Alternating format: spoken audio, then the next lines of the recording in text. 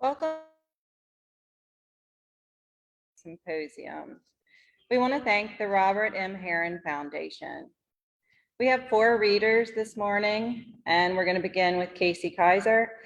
First, if you would please make sure you've silenced your cell phones. And we'll take a break after the first 2 readers. Kayser earned a master's degree in English from the University of Missouri-Columbia and a PhD from LSU. She is an assistant professor of English and director of the Medical Humanities program at the University of Arkansas, where she was awarded a Department of English Research and Creative Faculty Teaching Award in 2019. Kayser is co-editor of Carson McCullers in the 21st Century and Understanding the Short Fiction of Carson McCullers, which was named a 2020 Forward Indies Book of the Year Award finalist in the Women's Studies category. She has contributed work to numerous journals, including the Journal of Medical Humanities, Pedagogy, Mississippi Quarterly, and Midwestern Folklore. Marginalized, Southern Women Playwrights Confront Race, Region, and Gender was published this year by the University Press of Mississippi and is the winner of the Welty Prize. In the introduction, Kayser writes, despite the lack of attention to Southern women playwrights, many Southern women have written for the theater. My study places Southern women playwrights in their proper position as important participants in a significant genre, through its assertion and recovery, not only of these women writers' impact, but also in presenting an understanding of them as a group. This book considers how identity, gender, race, sexuality, and regional affiliation intersects with the considerations of genre, commercial and critical factors in the American theater, understandings about the American South and national identity in general, to shape and complicate how playwrights represent region. Please join me in welcoming Kayser.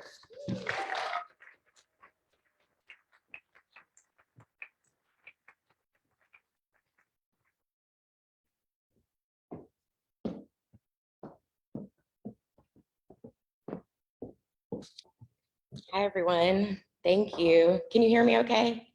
All right, great.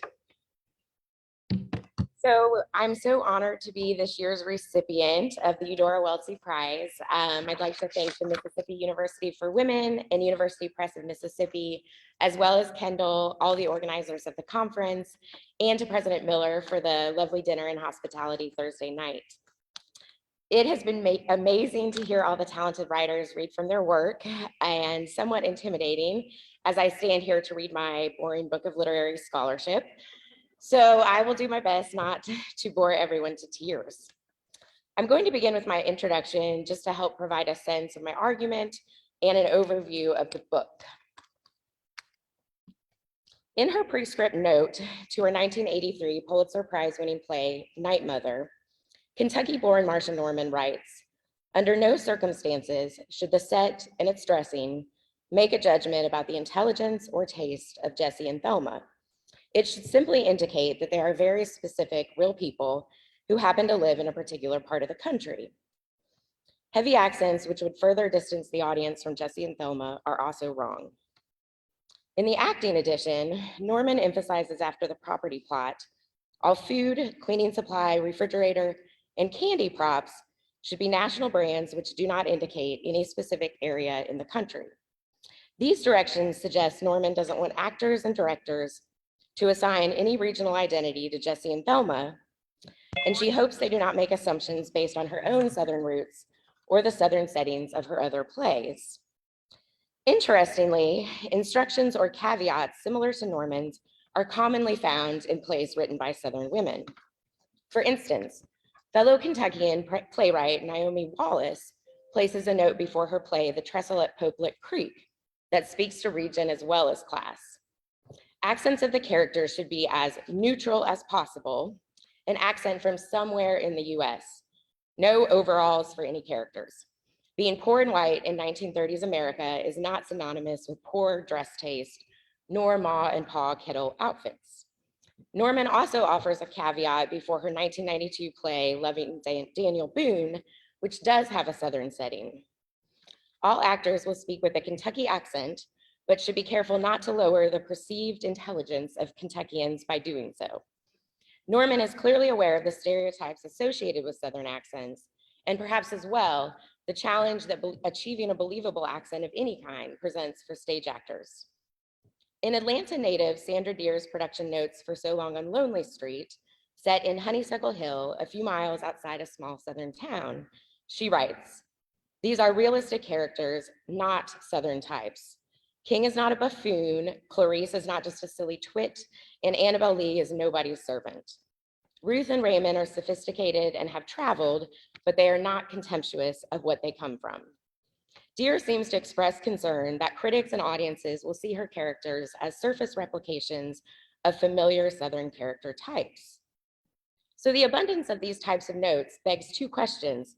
What are we to make of these authors' words, and why do they feel the need to offer them? In an interview, Norman explains the rationale for her approach in Night Mother. When you are even remotely from the South, there is always this judgment. People in the South talk funny, and they aren't very smart, and they sit around on the porch all the time. One has to fight that. I want to give the characters a real chance at getting through to the audience. To do that, I had to get rid of all of the things that stood in the way, like locales, accent, dialect. Norman's instincts turned out to be right, as her play won the Pulitzer Prize, ostensibly reaching what Jill Dolan has identified as the presumed universal spectator of theater, which is not at all universal, but rather, quote, the privileged, visible, speaking majority, widely known as white, middle class, and male. And I would argue, not Southern.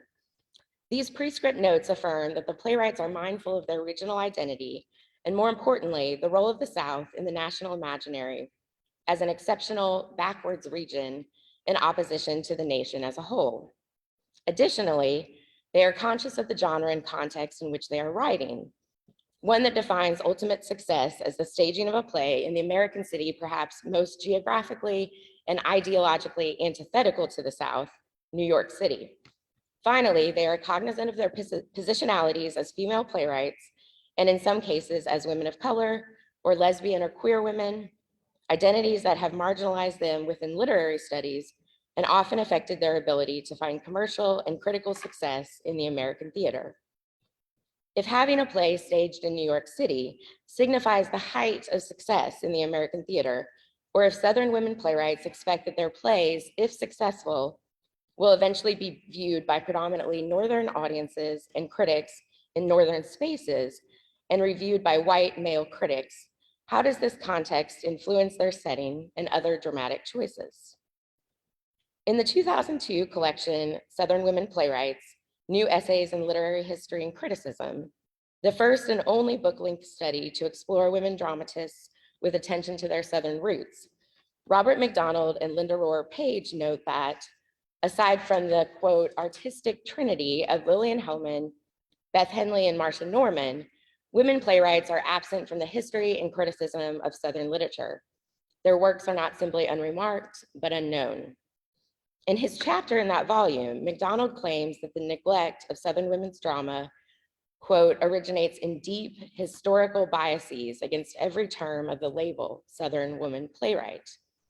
In their introduction, McDonald and Rohr Page expressed their hope that the volume's essays would serve as an invitation and as points of departure for fresh inquiry into how Southern women playwrights represent their stories and enact region.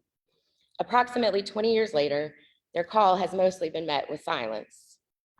My book intervenes in that silence, outlining the factors that affect the biases and the problems Southern women playwrights face, which are rooted in geographical, ideological, interpretive, and genre-based challenges.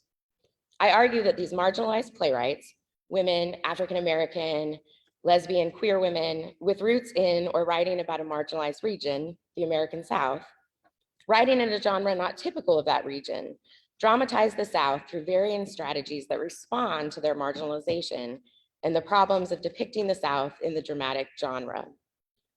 Through my study of Southern women's plays, I have noticed a pattern of conscious strategies these playwrights utilize to both negotiate and confront the difficulties they face. And I categorize them in a framework I have formulated as placing, displacing, and replacing the South. I use the term placing to indicate when a playwright takes an explicitly Southern setting, presents characters that audiences will easily identify as Southern, and draws on familiar Southern tropes or themes, often utilizing satire and irony with the intent of overturning traditional assumptions of the region and Southern identity. Displacing signifies a strategy in which the South is present, but slightly removed from the central position, used as a peripheral physical setting or present only in characters' memories, and often set in contrast to New York City.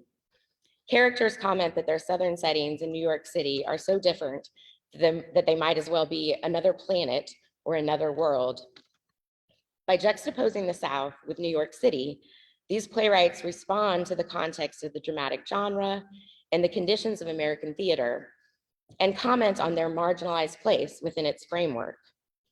Displacing the South allows the playwrights to expose the error of monolithic understandings of Northern and Southern regions, and to engage with different types of regional audiences.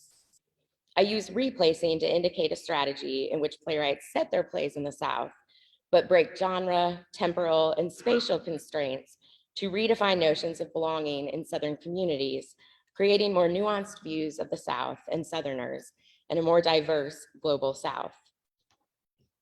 To ground my argument, I draw on a theory developed by Una Chowdhury in her book, Staging Place, The Geography of Modern Drama, which refers to, quote, the problem of place and place as problem in modern drama. Her theory is useful to my analysis of the depiction of the South on stage as a problem, as well as in considering how characters in the plays define their identities in terms of place. Ultimately, drama possesses unique features that collide with region in ways that affect how audiences and critics respond to Southern plays, in light of drama's focus on place, dialect, and character, its reliance on character types, the multiple layers of authorship, the collective reception format, and the demand for exaggeration within production. Considering the performative nature of the South, the fact that many common types are Southern, the belle, the mammy, the good old boy, and ideological factors that set the South in opposition to the North, Southern women playwrights face difficulties in navigating issues of authenticity and simulacra, the universal versus the specific, ideas about Southern backwardness versus Northern sophistication, and audience and critics' participation in fetishizing or distancing the South. I also examine the marginalization that affects playwrights in terms of their gender, race, and sexuality, considering evidence that demonstrates persistent inequities in American theater and the influence that mainstream, mostly white male critics can have in shaping a play's reception. Those playwrights who place the South do so in varying milieus, all ones immediately recognizable as assorted forms of reality or fiction about Southern history, culture, or characters. In utilizing this strategy, playwrights choose familiar motifs, images, and character types in order to examine these images more closely and ultimately overturn them through the use of satire and irony. I begin with Lillian Hellman because she was, according to Charlotte Goodman, the first American playwright to make productive use of the mores of the changing South in the theater. And I examine 3 of her plays that place the South. The Little Foxes and Another Part of the Forest are set in 1900 and 1880, respectively, a pivotal period at the junction of old and new South values. The Autumn Garden is set in 1949 in a Jim Crow South, moderated some by the summer resorts settings proximity to the more culturally mixed New Orleans, although many of its borders are passionate believers in Southern tradition. In her plays, Hellman utilizes satire and irony to uncover the artifice in Southern mythology and national narratives about the South, but she battled to convey that view, and many critics and audiences saw only a recapitulation of the images she sought to deconstruct, a challenge that has persisted for Southern women playwrights.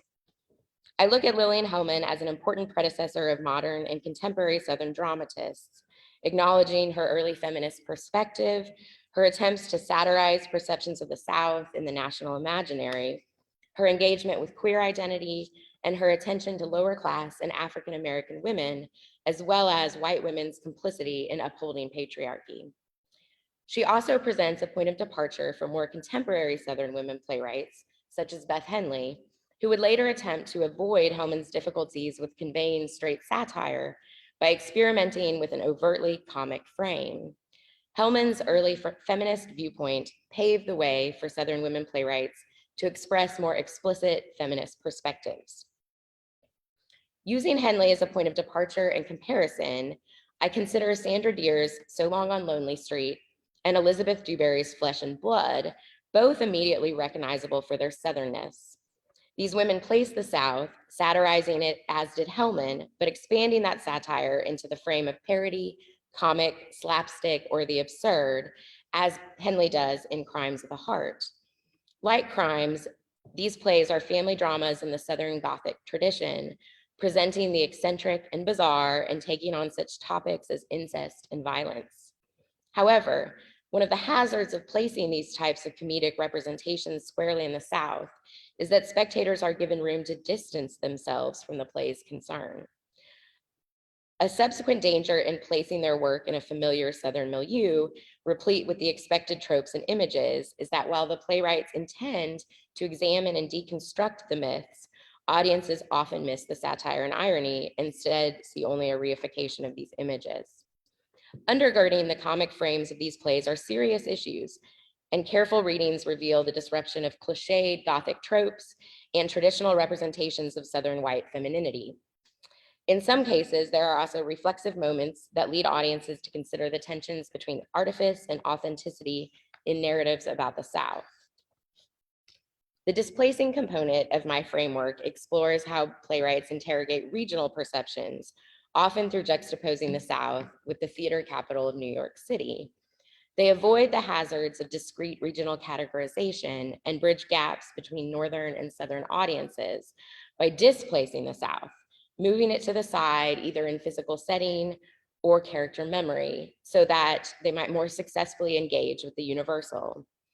In many plays, the South exists only in memory or longing within dialogue. For instance, in Pearl Cleage's Chain, a 16-year-old African-American girl, Rosa Jenkins, has moved with her parents from Tuskegee, Alabama to New York City, where she has developed a crack addiction, become involved with a pimp, and now sits chained to a radiator in her family's apartment. Paula Vogel uses this strategy in The Oldest Profession, in which the South peeks in as aged New York City prostitutes agree that their red beans and rice haven't tasted the same since they left Storyville in New Orleans.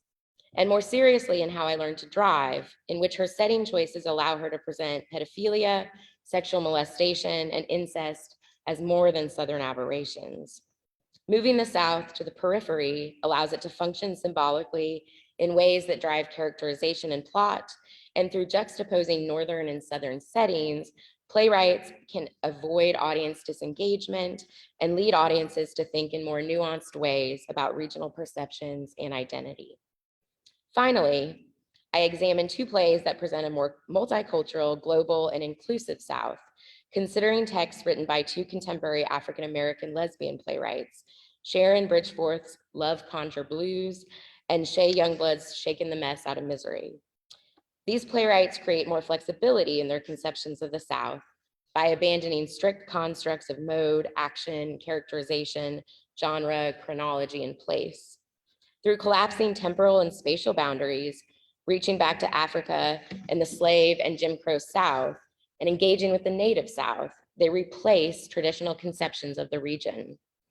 Through depicting queer and lesbian sexuality and fluid non-binary gender expression in Southern milieus, absent of homo and transphobia, they replace traditional notions of belonging in Southern communities.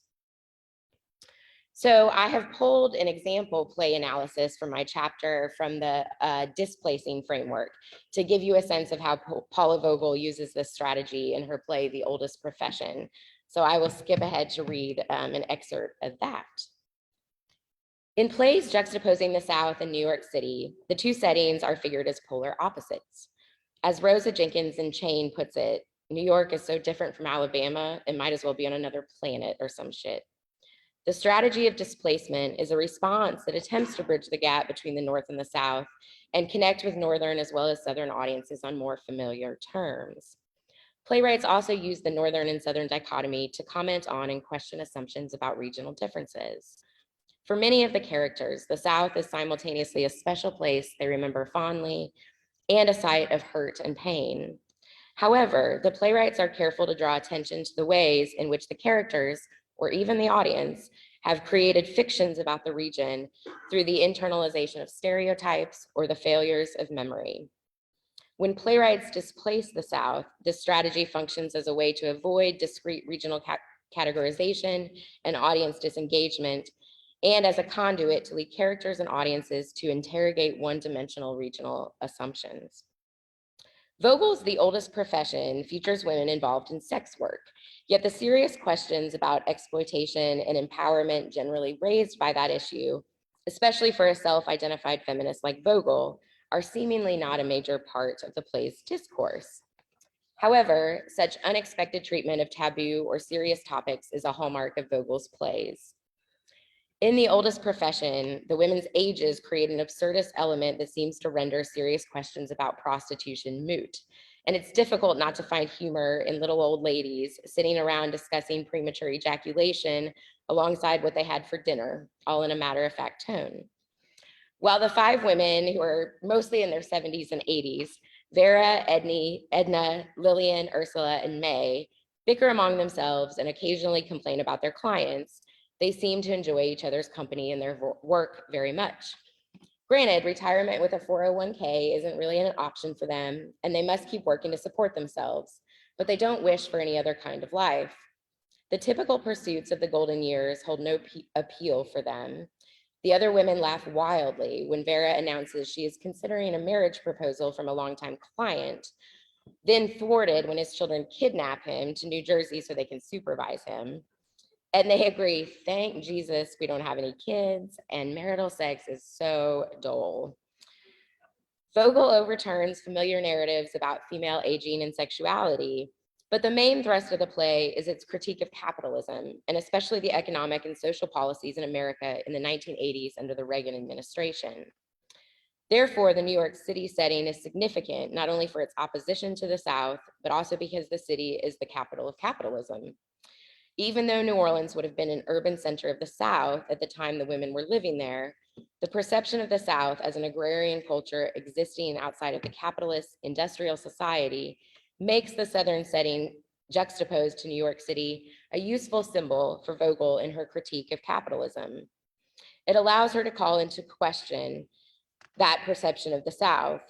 Notably, the women are reminiscing about a specific place in New Orleans, Storyville, a 20-block area full of jazz clubs, saloons, and bordellos that flourished on the outskirts of the French Quarter from the late 1890s to 1917, and the only place in the United States at the time where prostitution was legal, until it was shut down in 1917, though prostitution continued unsanctioned, and then literally bulldozed down in the 1930s.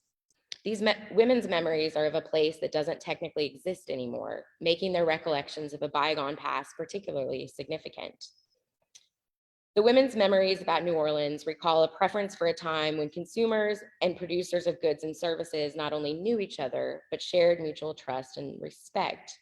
Vogel's focus is emphasized by her specification that the action begins on a sunny day shortly after the election of Ronald Reagan in 1980. And the women are constantly talking economics, discussing cost of living and supply and demand, debating the place of social security in a free market, and brainstorming for better investment and more cost-effective marketing strategies.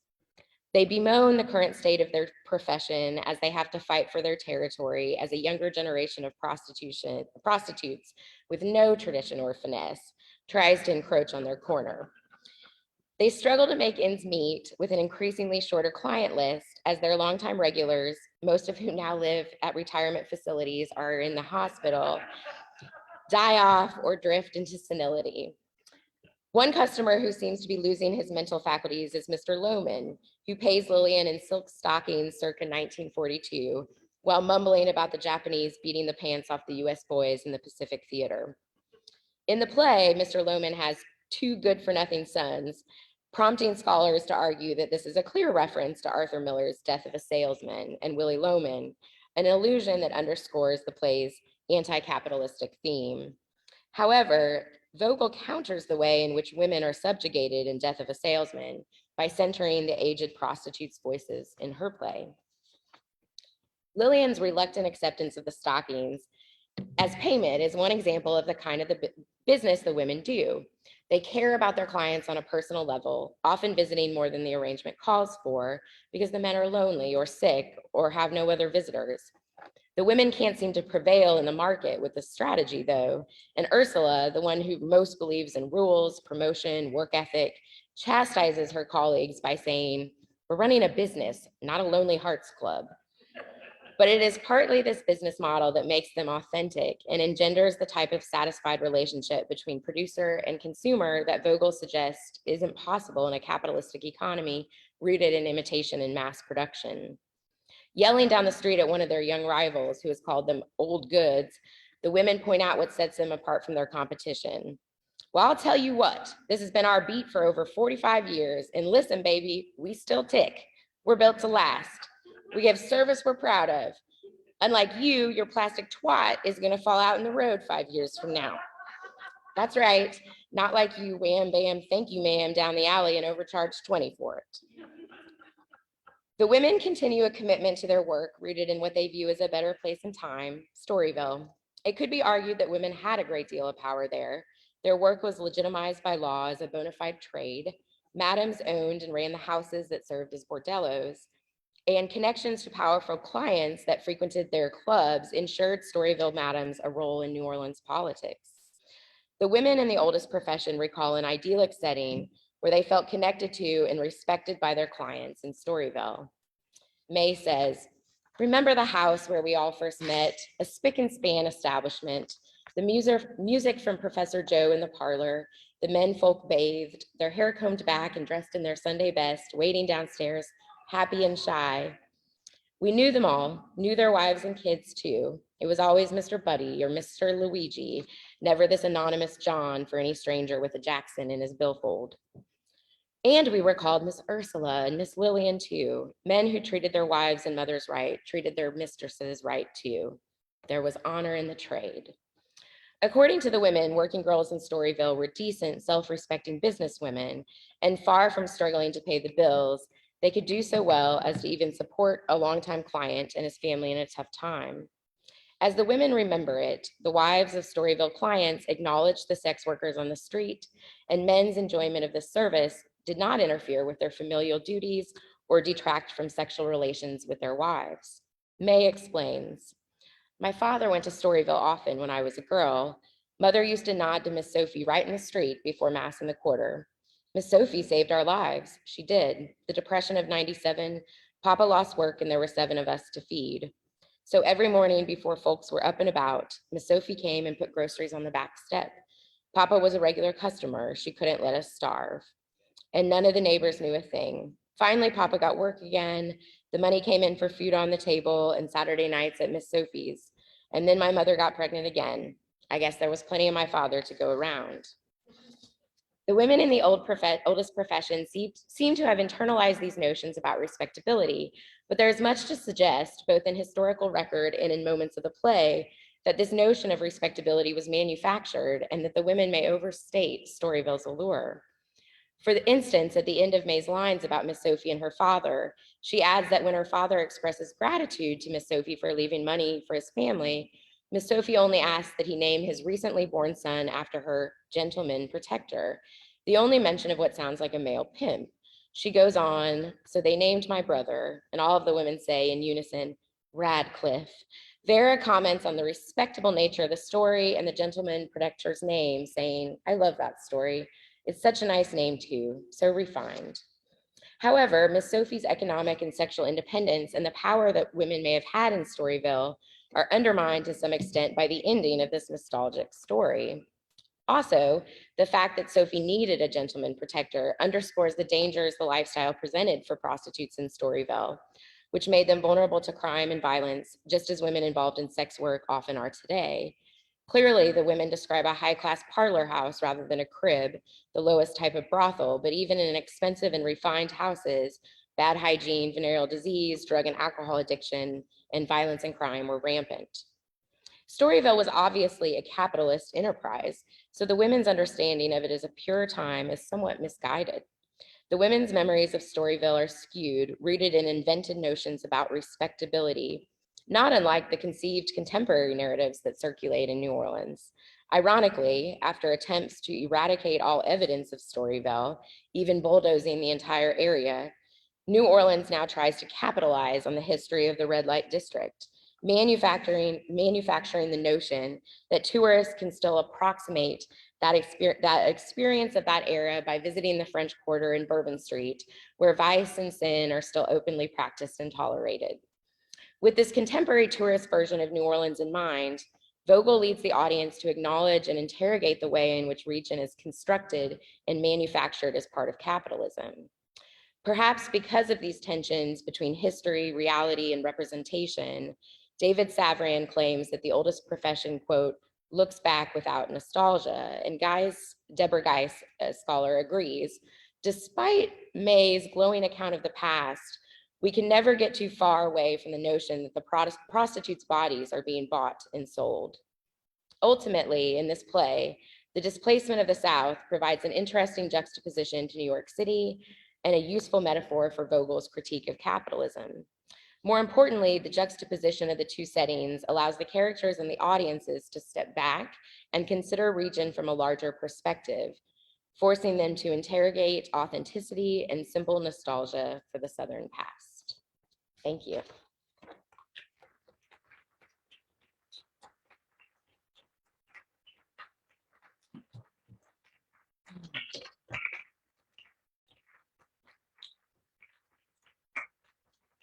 So I'm happy to take any questions if anybody has questions.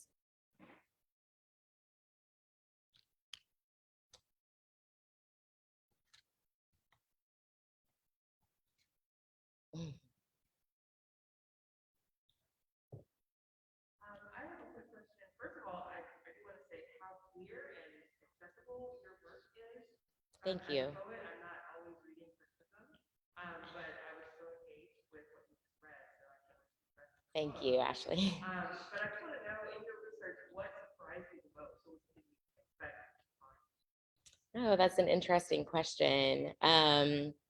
I think, and one of the things that I didn't really get to talk about so much in this excerpt is some of the really like condescending language that comes across in reviews of plays set in the South. And then this is a problem that theater, feminist theater critics and playwrights have talked about, of disparaging sort of, gendered language in, reviews of women's plays, but it happens in, reviews of Southern plays quite a lot. And some of it has to do with, like, as I did kind of reference in my excerpt, sort of the inability to see like the difference between, authenticity. And so some of the critics, like the things that they say about the plays are just sort of shocking. I'm trying to find one sort of example.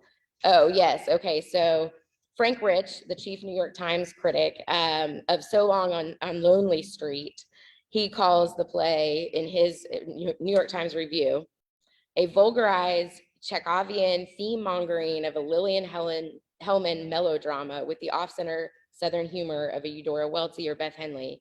But like that other recent Atlanta export, New Coke, this play is not the real thing. Much as Miss Dear gratuitously tells us exactly which stereotype each of her characters is meant to be, so most of her lines and plot twists are laborious replications of theatrical cliches rather than as intended loving representations of real life. And then another playwright says that the play has just about every cliche known to Tennessee Williams, with quite a few thrown in from the more serious bent of William Faulkner. The characters and cliches are lovingly and regularly paraded by like familiar visitors, from Cat on a Not So Hot Roof to A Streetcar Named Wannabe. So some of the language is just really like condescending of regional plays, and I was really, taken by that. So, any other questions?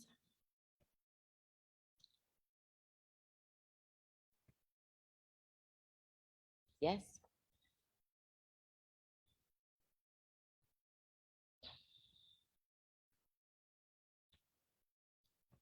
Hearing that made me wonder, in the course of your research, that you thinking about this in terms of gender, that those plays by those men are valued more than women. Is that something that, because I was just thinking the comparisons that they're making is to plays by men. They're not talking about Right. Yeah, it's an interesting observation. I mean, obviously, the exception to the marginalization of Southern drama is Tennessee Williams. And it is his plays that really stand out in sort of, you know, theater history and criticism, not the women's plays. And what is really interesting is Lillian Hellman's The Little Foxes premiered before Tennessee Williams'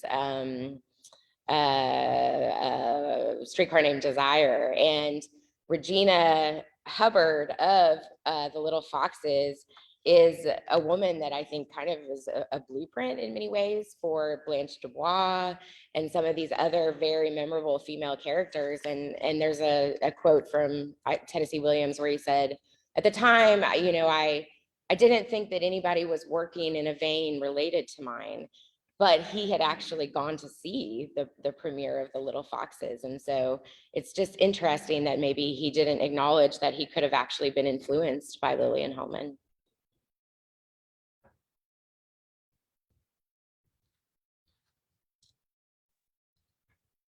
Hi, my name is Emily McIntyre. I'm a MFA student.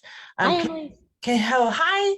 I'm super intrigued by this notion that you're talking about, and I love that you chose Vogel as one of your primary subjects because she's amazing. Yes. But I'm working on a production of Indecent right now, and I'm wondering, how do you view sort of her departure from Southern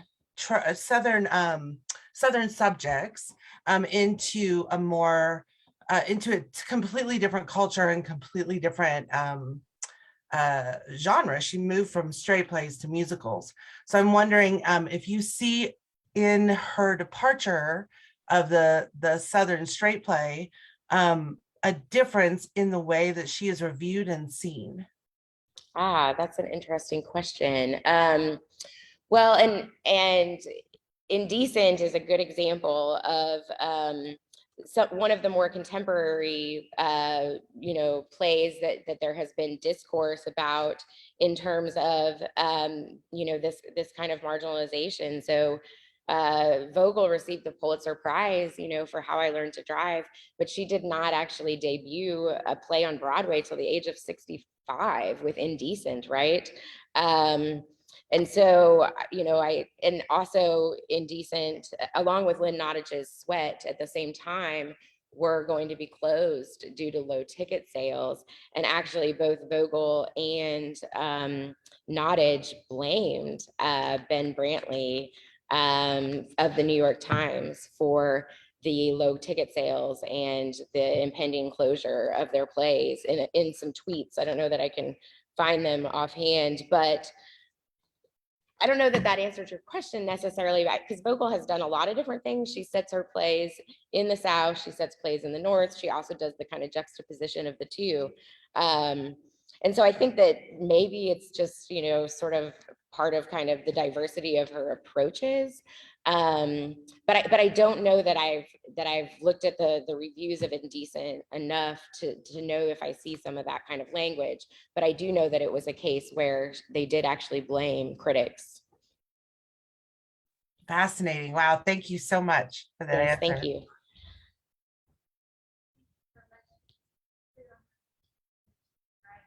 Thank you.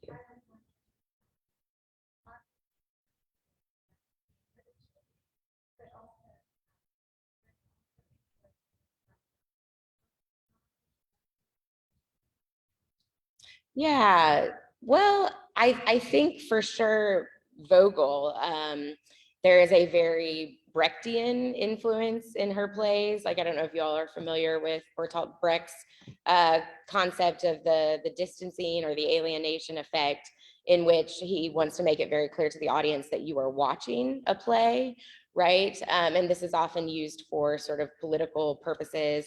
And Vogel uses that a lot to call it, especially in How I Learned to Drive, to call attention that what you're seeing in itself is like a representation. So she immediately comes to mind when I think of those kinds of influences.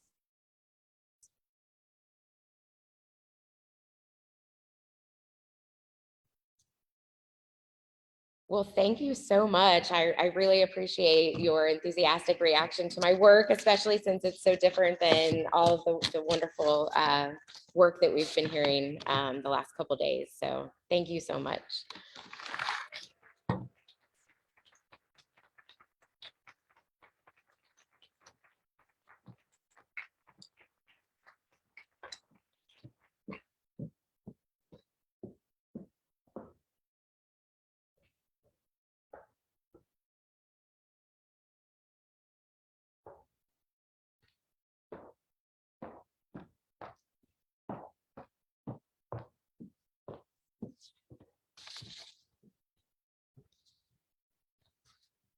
Thank you, Casey. That was wonderful.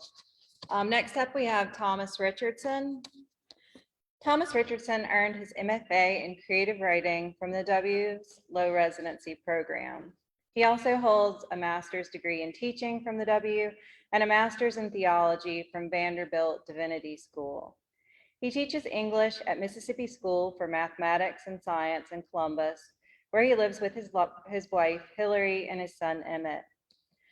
Richardson's awards include the Joanne Sellers Newspaper Advisor of the Year winner from Mississippi Scholastic Press Association, numerous Star Teaching Awards, and Teacher of the Year from New Hope High School.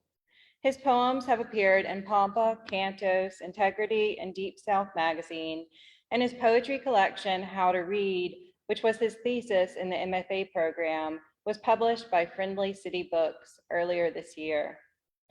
I had the pleasure of reading Thomas's poems during a summer residency a few years back, and I'd like to say that I taught him something, but I can't. The poems he submitted for workshop were close to perfection, and it's a joy to read them as well as many others in this fine collection. Jacqueline Trimble says it best. Richardson is a master at wordplay and juxtaposition, combining theodicy and thunderstorms, or biology class and first love, in ways that are seamless, evocative, and illuminating. Here is a poet who understands the miraculous beauty and wisdom of everyday life. Please join me in welcoming Thomas Richardson.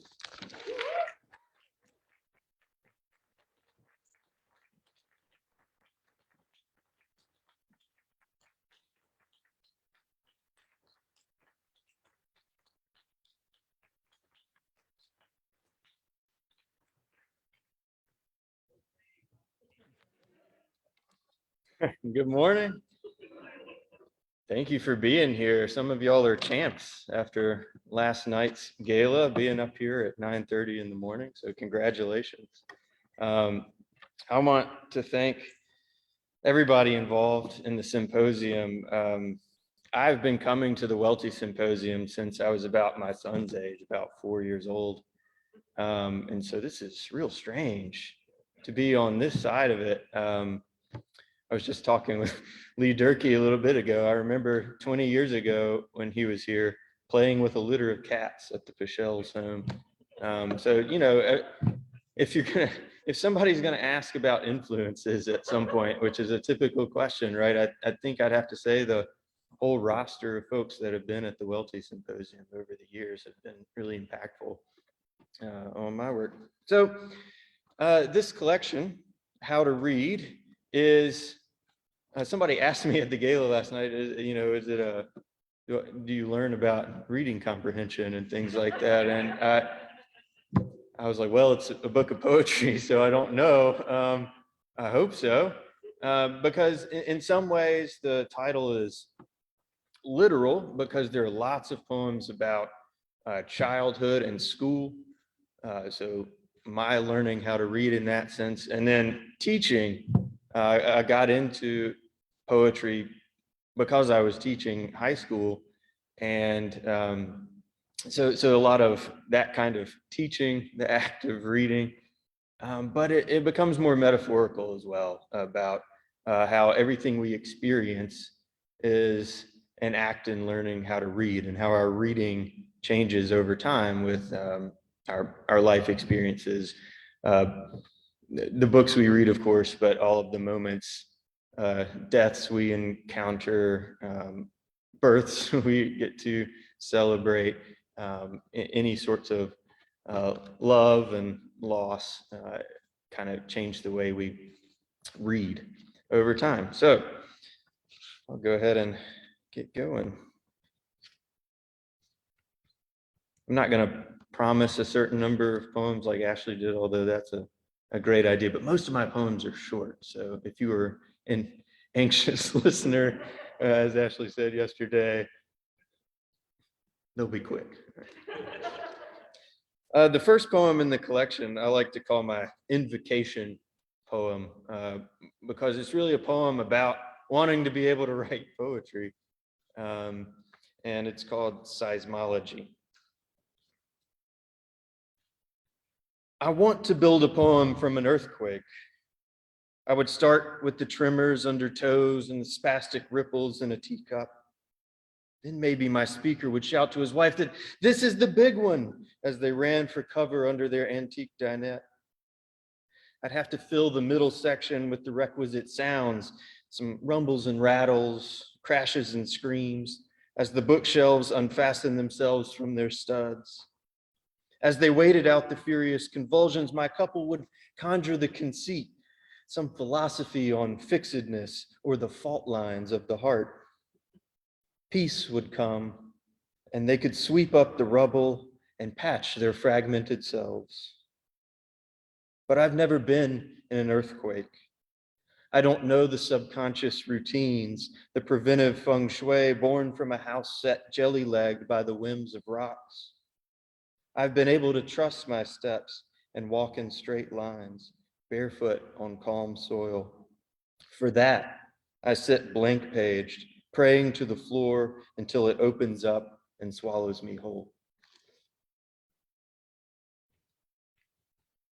Thank you.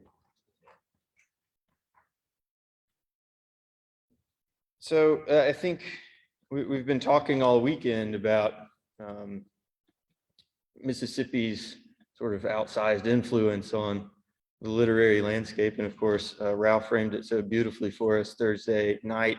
And, you know, talking about the stories that we have to tell in Mississippi. And I think a lot of us are, in this metaphorical sense, pretty literate just from being in Mississippi and experiencing some things. So this is in the childhood section of the book, which is called How to Read in Gastonia, North Carolina. This is a real story here that I'm going to tell about a time I was playing basketball for the Mississippi School for Math and Science, and the team was as good as it sounds. And the real good part of it really was traveling to all of these places in Mississippi I had never even heard of, even though I'd lived here for most of my life. And we were a 2A school, so you end up in some pretty unheard of places. And one of those places was Eudora, Mississippi, which is not all that far from here, really. And we noticed something in the gym that we thought was from another time, but apparently we weren't so far from it. It's called Eudora High School Gym, 2002. Off the bus, we find the usual heavy air of stale popcorn, the faint notes of mildew from Jordans left in gym bags, each doorknob, threshold, bench streaked with rust. In our locker room, teammates, lank-legged black and white boys, tape ankles, slip on jerseys that should label us the enemy. But the bigger battle, a cold culture war, heats the stands naively marked visitor and home. On one side, black fans back their all-black team, punctuate dunks and echo every swish. Across the floor, white parents ignore court action, flip through magazines, braid hair, until their all-white dance squad takes the halftime stage. At intermission's end, waves of camo and blonde hair pour through exits as our dribbles and sneaker squeaks reverberate through a half-drained gym. We visitors can't explain the tableau we're performing between the bass lines, but it feels like Mississippi. When the buzzer sounds, teams shake hands, and we bust back home. Eudora tidies up, shuts off the lights, and readies for another game tomorrow.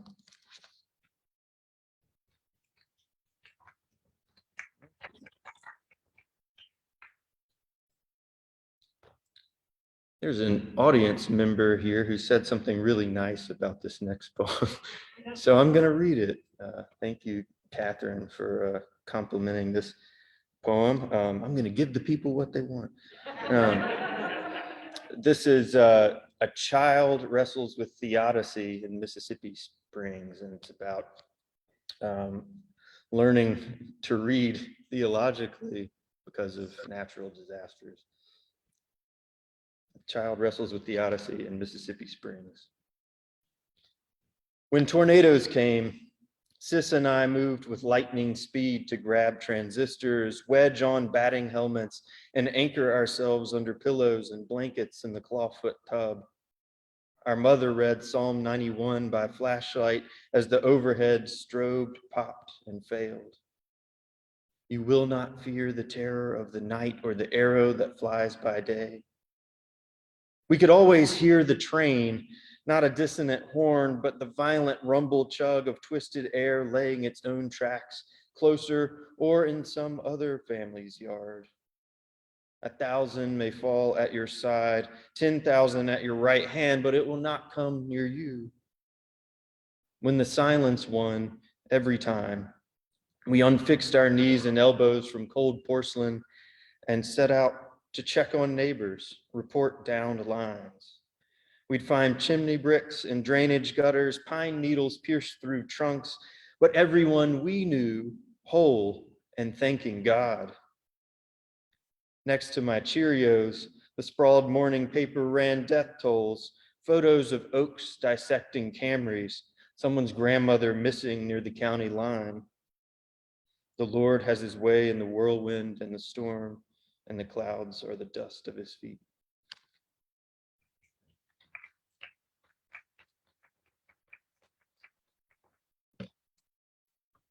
Now for something completely different. This poem, I see some students in the audience. I apologize for what you're about to hear. But it's about being a student right here in Columbus, Mississippi, in ninth grade. John, you probably know exactly what I'm talking about here. This is, you might have even seen this video I'm going to mention. And shout out to Kendra Allen. I was reading your collection. You have a poem called Water Cycle. And there's an interesting, I think, relationship here between those two poems. So listen out for that. I don't know what it is about water cycle and like teenagers and sex, but it's all in here. Here it is. This poem is called Discovery. In ninth grade tech discovery, a new month meant a new module, a new partner. I moved counterclockwise among the cubicles arranged in concentric circles and reached ecology and Becca. She, blue eyes and braces, and I, 5 feet flat, face slick as a peeled onion. We scanned the manual for objectives that lined up with equipment. Small town Mississippi tax bases can't always keep the litmus strips stocked or the microscopes in focus. But we found the VHS with the Sharpied label Water Cycle and popped it in. We should have known from the opening credits, slap bass, smoky sax, names like Nikki Jade, Randy Steele. We would find no explanation of transpiration, evaporation. At first, we laughed, pushed back the nervous heat in our cheeks, swiveled our heads to see if anyone Maybe Mr. Pointer caught our peeping, but the camera zoomed in and magnified every goosebump, brought closer each rhythmic collision between smooth, sinewy legs. Neither of us lifted a finger towards stop or eject. Instead, we sat in silent awe of the physics, their bodies a perpetual motion machine, another thwap bringing new ripples across the skin's surface, and the sweat, dear God, the sweat bubbled, spread, and pooled as breaths, ours or theirs, heaved in tectonic push and pull. It wasn't until the bell rang that we noticed we were holding hands.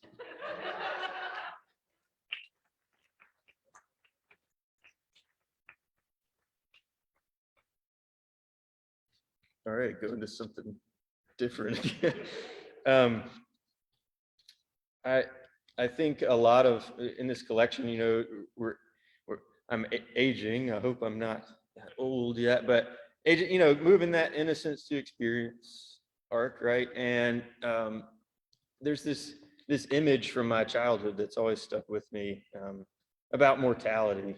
This poem is about my grandmother, who her brother made her box for her ashes very early, and she kept this box in the closet that had all the board games we would play at her house. And I just thought the poem wrote itself essentially here. So this is called Memento Mori.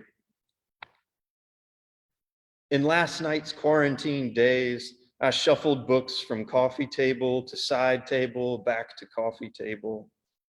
I boxed my son's toys by color and shape, restacked board games in our hallway closet. It was the rattle of the Scrabble tiles that pushed me back to all those nights at Swope Drive when you taught young grandchildren the value of the two-letter word, chi for 33 points, za for 40, that less is often so much more. But your best lesson came before the game ever started, when you asked me to retrieve the board from your closet shelf. I pulled a step stool from behind coats, old gabardine and tweed, slid to the side, baby toys 4 generations' hands had held, and found the game under a new dark stained walnut box. For my ashes, you told me, as you caught me fiddling with the lid and measuring the box's depth with a sweep of my fingertips. You need to know where it is when I'm gone. I stiffened at first, then laughed off the unease bubbling in my belly and promised I wouldn't forget. Back at the card table, we arranged letters in concentrated quiet, only breaking the peace to offer complaints about the hands we were dealt, too many vowels or too few. But my mind kept drifting to the box your brother care-crafted with the same hands he must have used to pull your hair and toss your doll over the fence or carry your school books and cradle your children. What could I have known of prudence? I had so much time. The years flowed ahead of me in colorful rivulets. The box, that small, dark, and empty thing, opened its mouth to all the futures I had yet to write in my childhood whimsy. I spun a coded letter between my knuckles and waited for my turn, for someone to clear this table and sweep all these words away.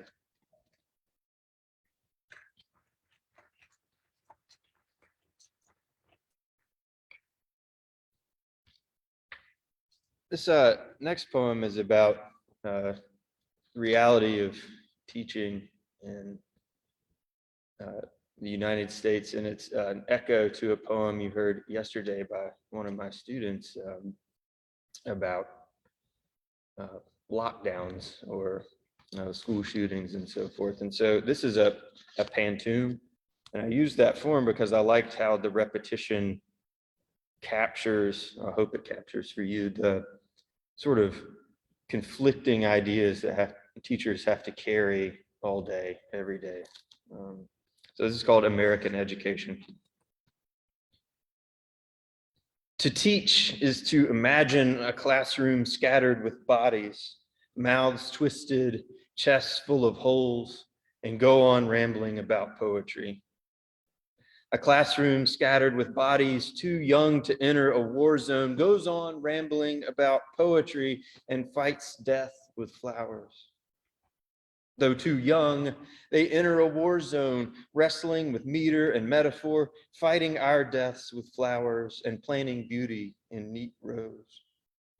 Children wrestle with meter and metaphor, smiles twisting, their chests full of holes for planting beauty in neat rows. To teach is to be able to imagine.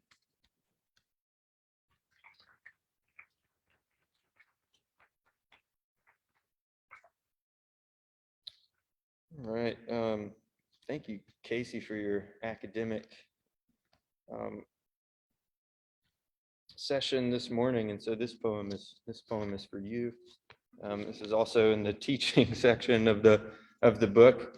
And it's for really everybody in this room who has been to conferences and Mississippi gets put under the microscope in all of your conversations. And this poem is after Harrison Scott Key, who in his book, The World's Largest Man, has this section where he talks about going to academic conferences and even says, people are in awe, of his being from Mississippi, that they've never seen a real live racist before.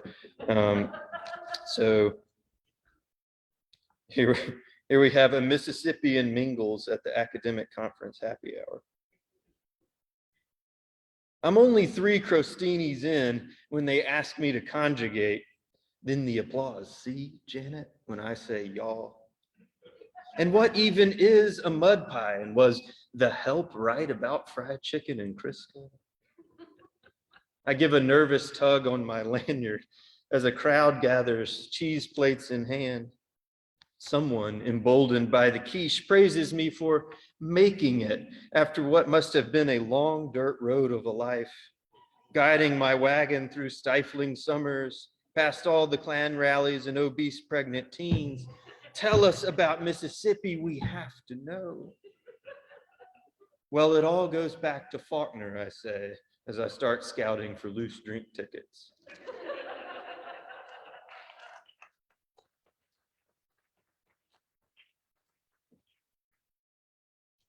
So there's a section, the second section is, or the third section in the book is called How to Read a Red Letter Bible, and it's the most overtly theological section of the book. But the first poem in it is theological, but it's about baseball. The World Series is right around the corner. Congratulations to Joshua's Houston Astros for clinching their spot last night. And there is some of played baseball, watched baseball in my life, coached baseball. There is, lame as this sounds, there is something romantic about the game. And I'm not a baseball purist. I love the bat flips and the outrageous celebrations of, Ronald Acuna and Fernando Tatis and Vlad Guerrero and those guys. But what I don't like about new baseball is the shrinking of importance of the bunt. Sacrifice bunt. And so this poem is about a bunt. It's called Self-Portrait as Sacrifice on the Diamond. It's a little bit theological. Batter baptized in pine tar strides toward plate while shoe-polished eyes find brother stranded. This batter knows how his brief appearance must end, yet he hoists ash bat above shoulder and scratches cleated toe through red Georgia clay. Dig and tap, scrape and spit. He squares, a giveaway, and corners rush in to seize the 10-foot offering. Our batter has deadened down the line, his stirruped legs churning toward a destination he's not allowed to reach. He smiles at ump's rejection. Brother is safe. Metrics scorn the bunt, tell us it's a fool's errand, a waste of quick twitch skill to lay one down for only a chance at later reward. But the numbers cannot feel the dirt diamond hope that moves in all of us, begs us to trust that the one who comes behind will be the one to move us forward. Praise God for the bunt and for every sacrifice and squeeze that pushes us toward home.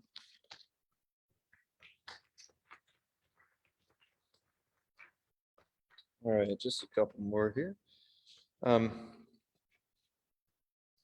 Speaking of sacrifice, this next poem is about my other grandmother, who I've really been enjoying the food poems and narration about food this week, and this is my attempt at a food poem because at my grandmother's funeral, the preacher seemed a little preoccupied with her coconut cake.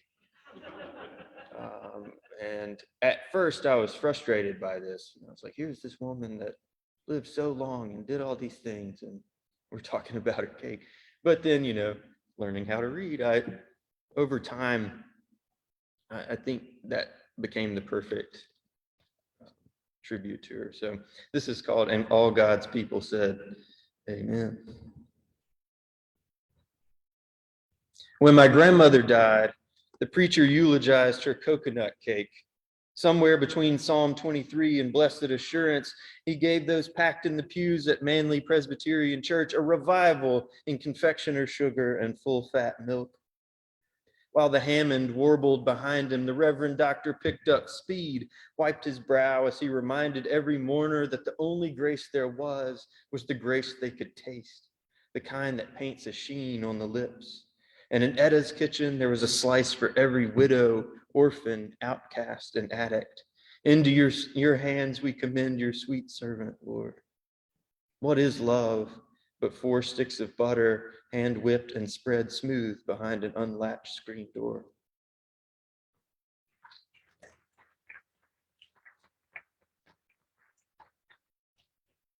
All right, I'll do one more humorous poem and then leave us with maybe something heavier. How about that? This one is for all of us who've accidentally hit reply all, which is the most shame-inducing thing. All right, so this is lines composed upon hitting reply all to a faculty-wide email. I knew in a click I could never return. I pulled sackcloth from my desk drawer and without a word started my long barefoot march down scored mud gravel roads and into the wilderness. There would be others, I thought. The weatherman ignorant of a hot mic, the lady who let a fart slip squeak in church, those whose emojis meant for partners sent to parents. Yes, it would be hard at first, building the fires, whittling the fishing javelins, but these would be my people, the bearded and broken, the naked but unafraid, bedaubed in our unburdening. Yes, we would renounce the before times, choose new gods, and place dried locusts on our now silent tongues. We'd spiral into the new universes, unraveling in each other's stares, and there'd be no need for replies.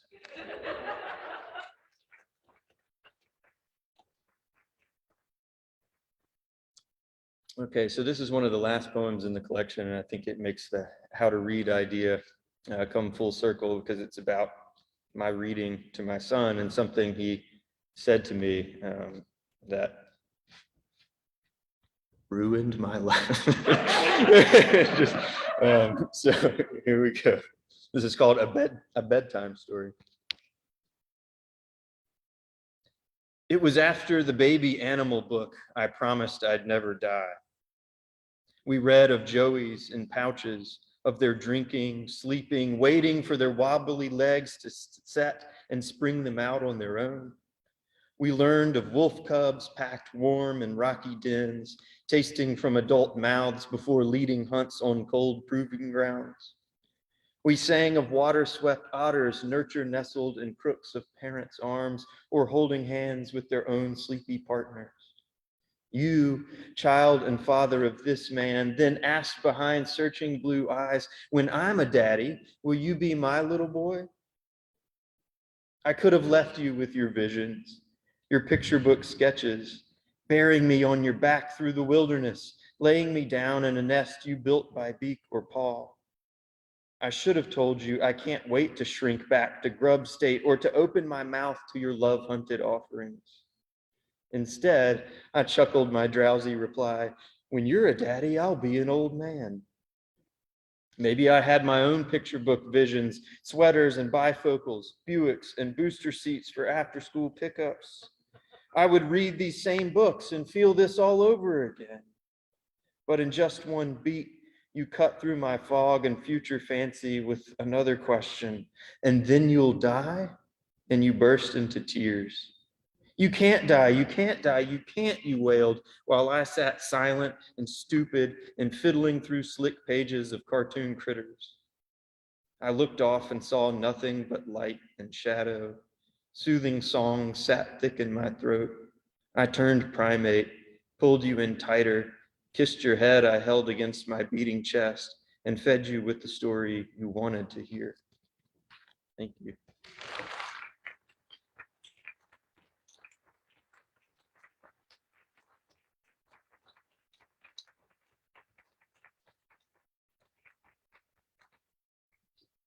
All right, any questions?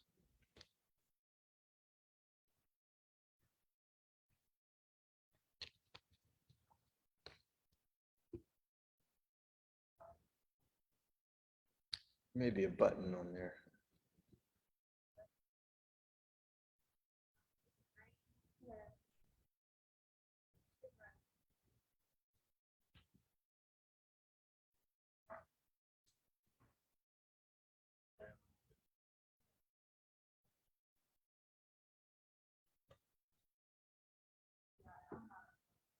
I can hear you, Kendall. Shout it out. So thank you for the great reading. I was wondering, I find inspiration from the poetry for my teachers. Hey, thank you. So I was wondering, do you ever find inspiration from your students? All the time.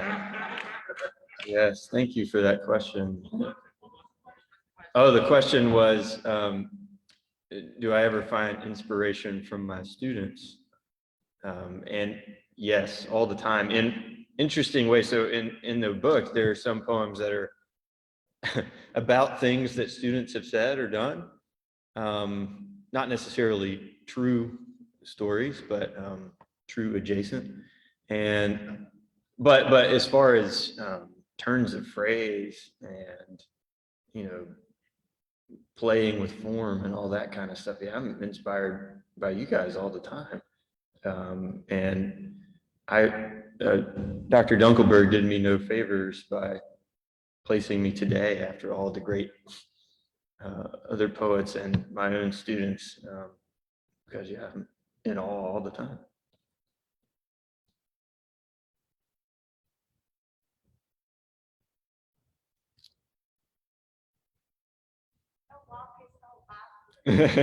Hey, good. Thank you. I just wanted to know, like, I love the tone and like the humor in your pieces, so I wanted to know, like, when you start writing the piece with the idea of this is gonna have include why can I say words? Humor, or do you do it just sort of like reveal itself as you write? Like, do you go in intentionally, or does it? That's a great question, and I don't know that there's.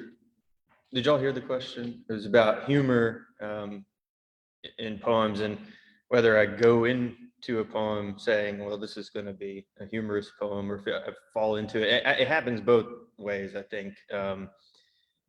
You know, sad things are, as multiple people have said this weekend, you know, use humor to kind of get myself into some of the heavier things. Sometimes though, if it's supposed to be humorous throughout, you know, that's a little more, all right, I'm going to write something that I think is funny, and thank you for saying it was humorous. I appreciate that. But there are other poems that I usually, I don't know, one of my go-tos, I think, is to try to start with some sort of funny observation and then end up in a different place.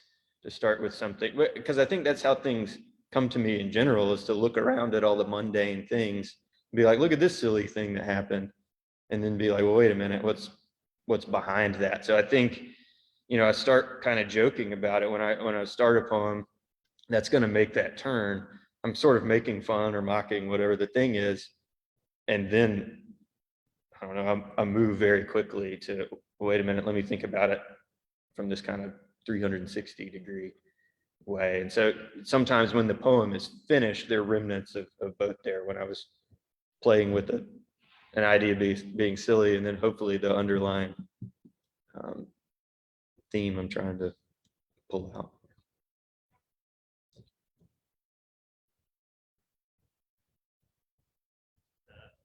The Long March. What's the most, in your opinion, the most overrated poetic form and the most underrated? Oh no. The most overrated poetic form. And underrated. Oh my goodness.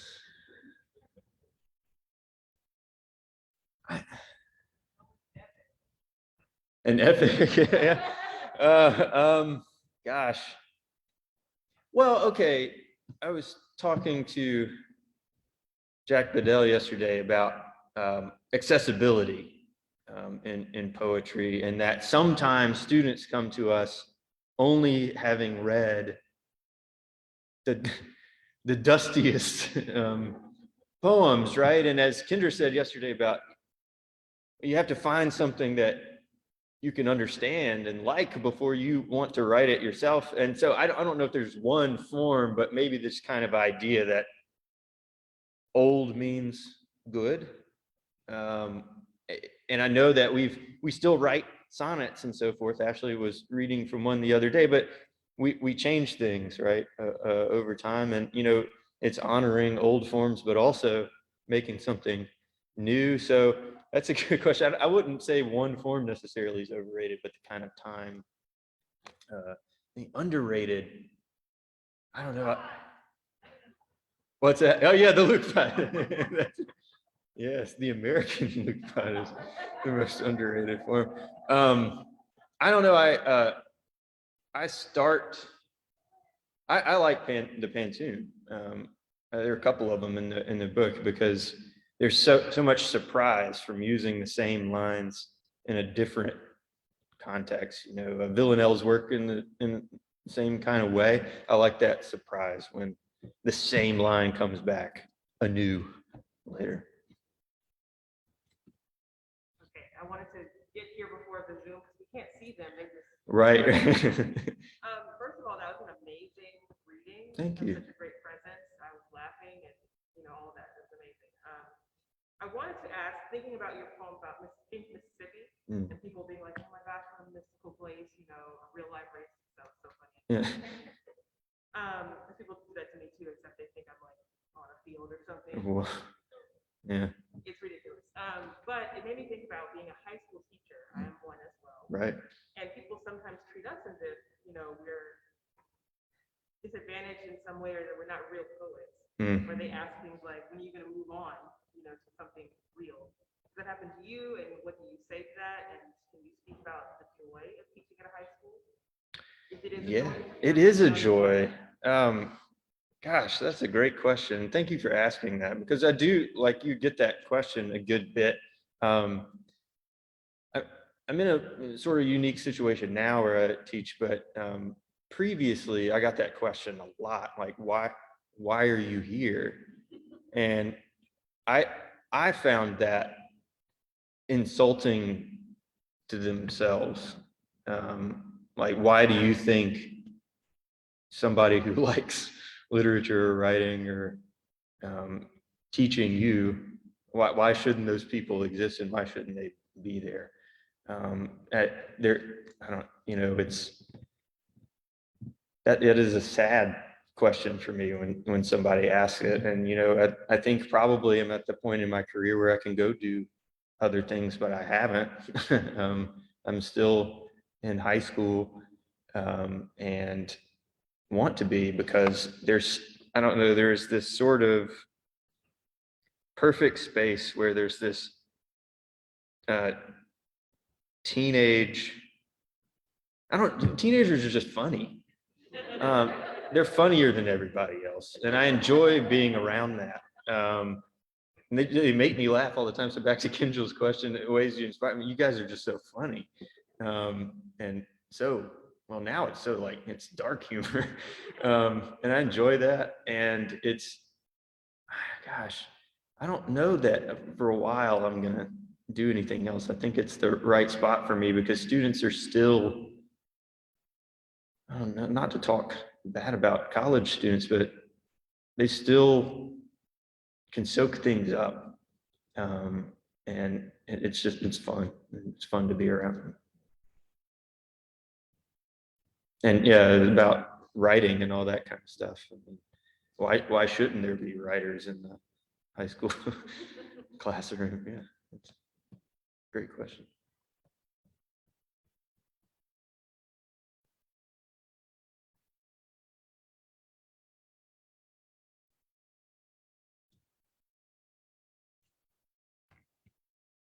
Hey, Emma. Hi, how are you? All right, how are you? I really enjoy when you read from your book.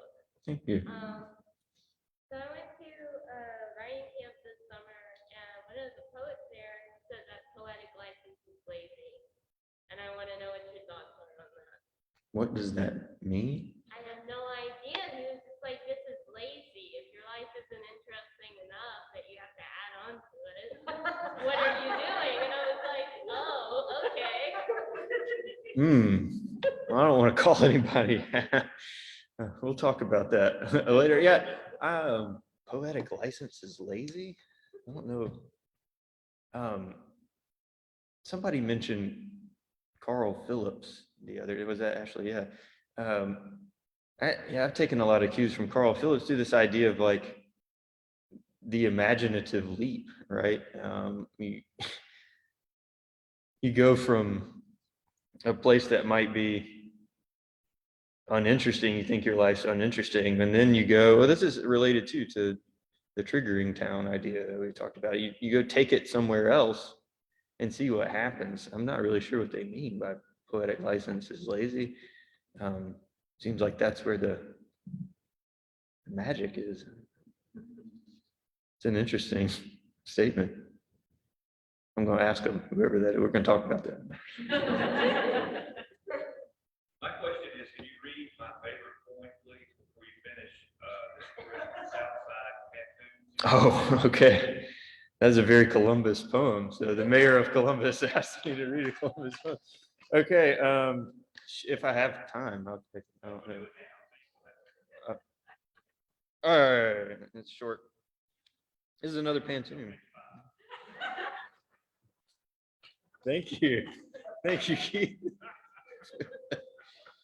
Yeah, so this is about not just moving to Columbus, Mississippi, but moving to a particular part of Columbus, Mississippi that has a great collection of Southern Gothic freaks.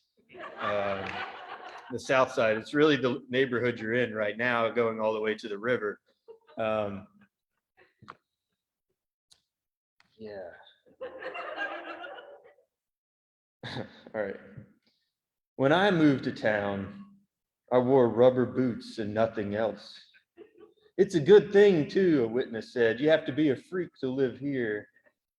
I wore rubber boots and nothing else because naked don't mean nothing when you're 4.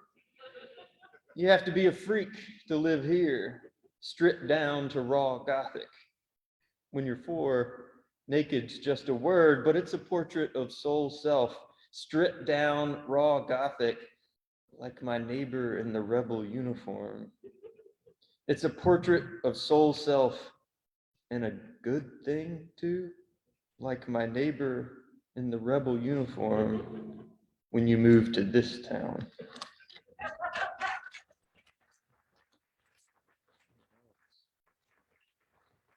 Thank you all.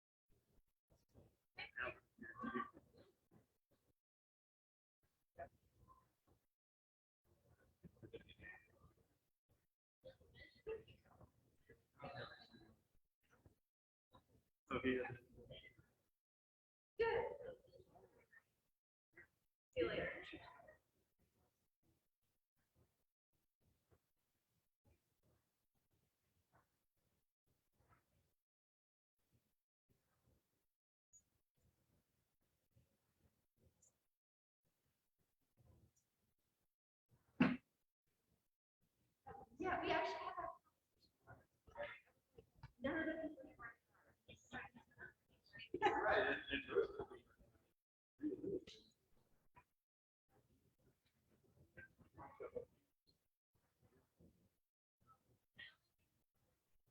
We're not saying that, but the deed is already done. Papers came in last night. That's the only thing I think about.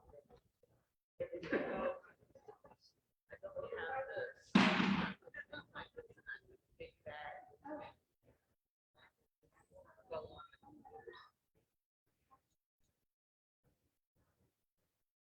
Yeah.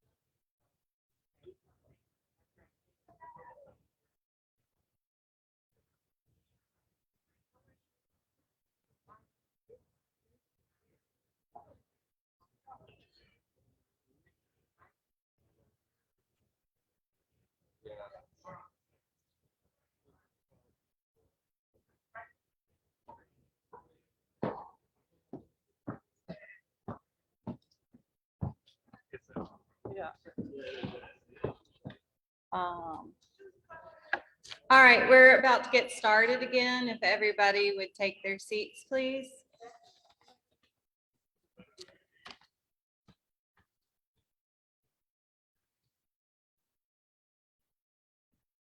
All right, go ahead.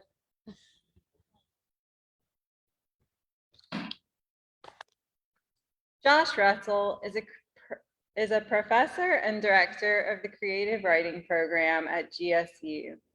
He has published 3 novels, 3 chapbooks of very short prose, and more than 100 stories and essays.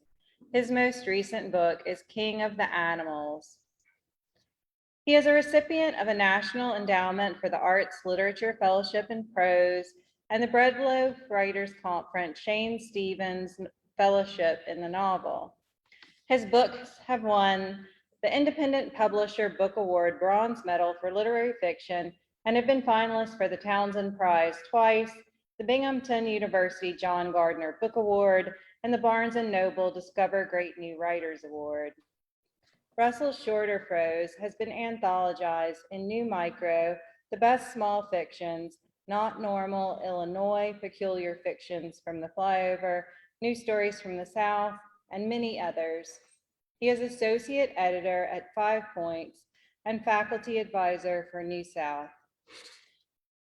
Jim Cray says, the 47 components of Josh Russell's engrossing King of the Animals are always entertaining, never less than mischievous, constantly surprising, and stunningly well expressed. Yes, they are stories, vignettes, parables, moral tales, but none of those descriptions do them full justice. Let's just say that Russell is the master of short form fiction in all its limitless variety.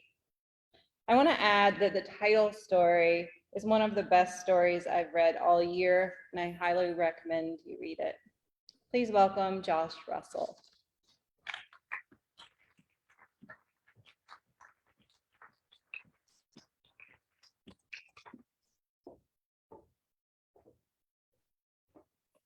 Oh, that's weird. I can see myself.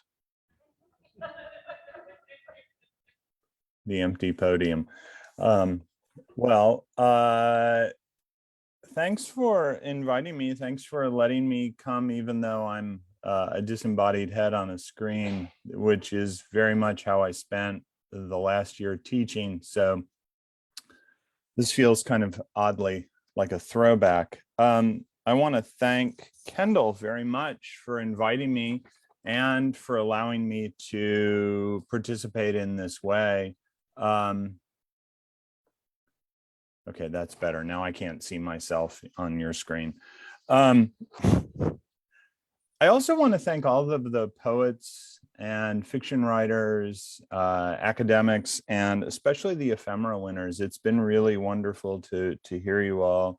And in between things, when I hear people laughing in the audience and talking, it makes me very jealous that I'm not there, but I'm happy I can be here in this way.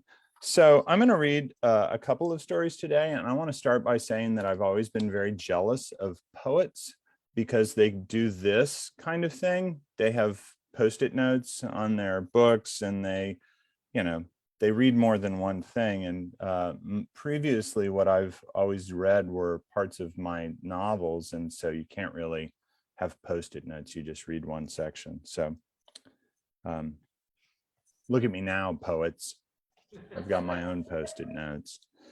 There are 47 stories in this book. I won't read them all. I'll just read the really good ones. The first story is too long to read. I wouldn't be able to have any Post-it notes if I did the first story, but I'm happy to hear that it amused some people. It does take place in IKEA, and I don't know if there's anything better than that. Okay, 2 photographs by Walker Evans. There is a Walker Evans photograph of a man standing in a barber shop doorway, his face half covered in lather, half shaved. In the window, the perplexed barber holds his razor over an empty chair. The harlequin man glares right into the lens. His hands rest on his hips. The man is my father, and this is the story. Evans took a photograph of my 17-year-old sister, Lillian. In it, she lies nude on a bed covered by a simple white sheet. Her hair is wild on the pillow, and her left foot casts a sharp shadow. Her legs are parted. She showed me the picture the day she packed, though I was a 13-year-old boy and knew nothing.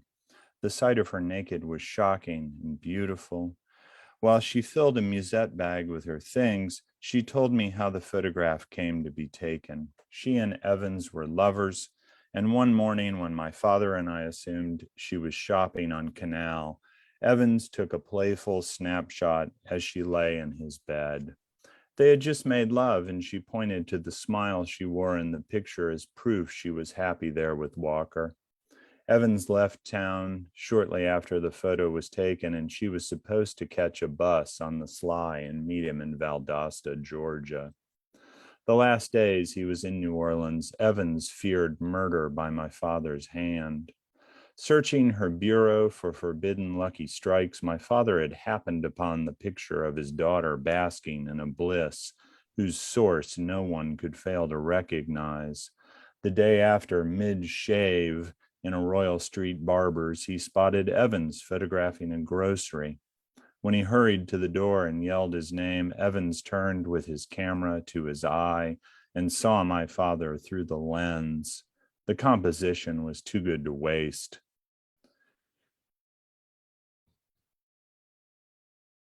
At the base of the barber's striped pole, a black cat. In the window, combs and scissors and jars of antiseptic. His lover's father scowling with his face half masked by shave cream. So he snapped the shutter before hightailing it down Royal, cutting down Pirates Alley and through Jackson Square.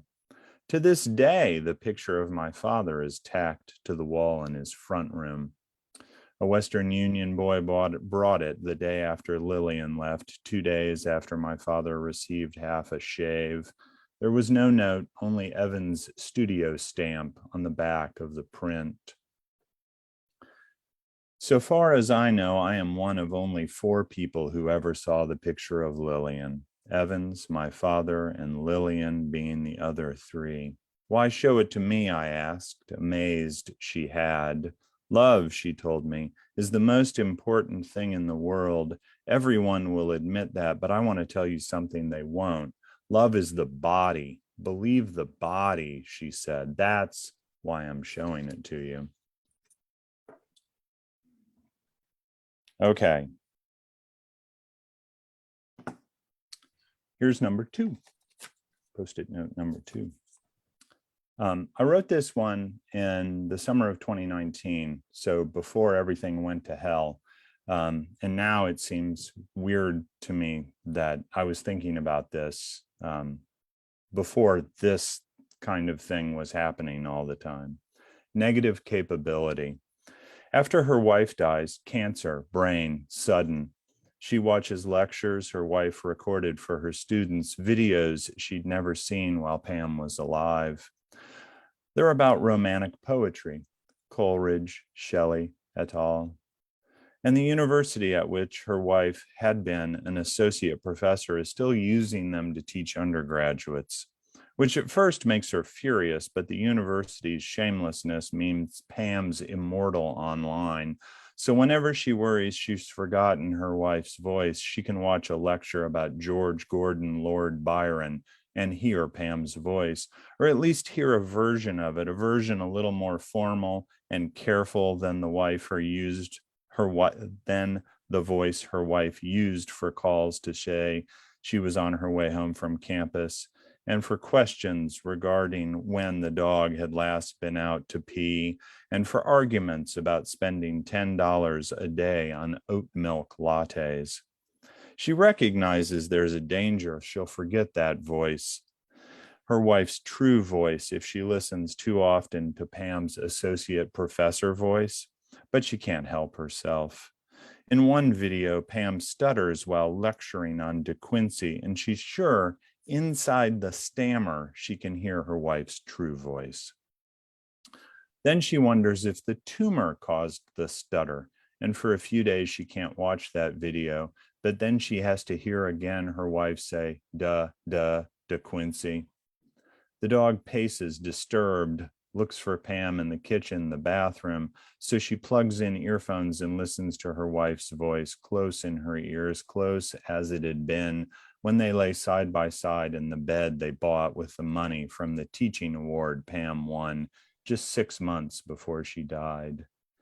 After the De Quincey video, she listens to her talk about Keats and feels guilty for not caring about De Quincey, about romantic poetry, about so many of the things Pam cared about.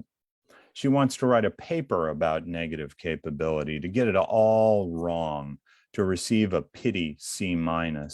She wants to go to Pam's office at the university and watch her write helpful hints in the margins in a hand elegant and lovely as her true voice. She wants to listen to her wife explain her failures, tell her how to fix her mistakes.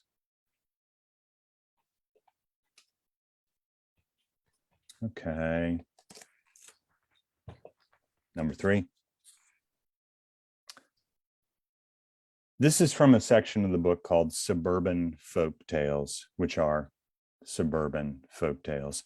The ship with 3 decks, quote, but the old sailor had brought along the barrel containing the water of long life in which he immersed the youth's body, only to see him jump right back out as sound as ever and so handsome that the king's daughter threw her arms around his neck. The man with cancer stopped reading aloud the article he'd found online and looked up at his colorectal surgeon.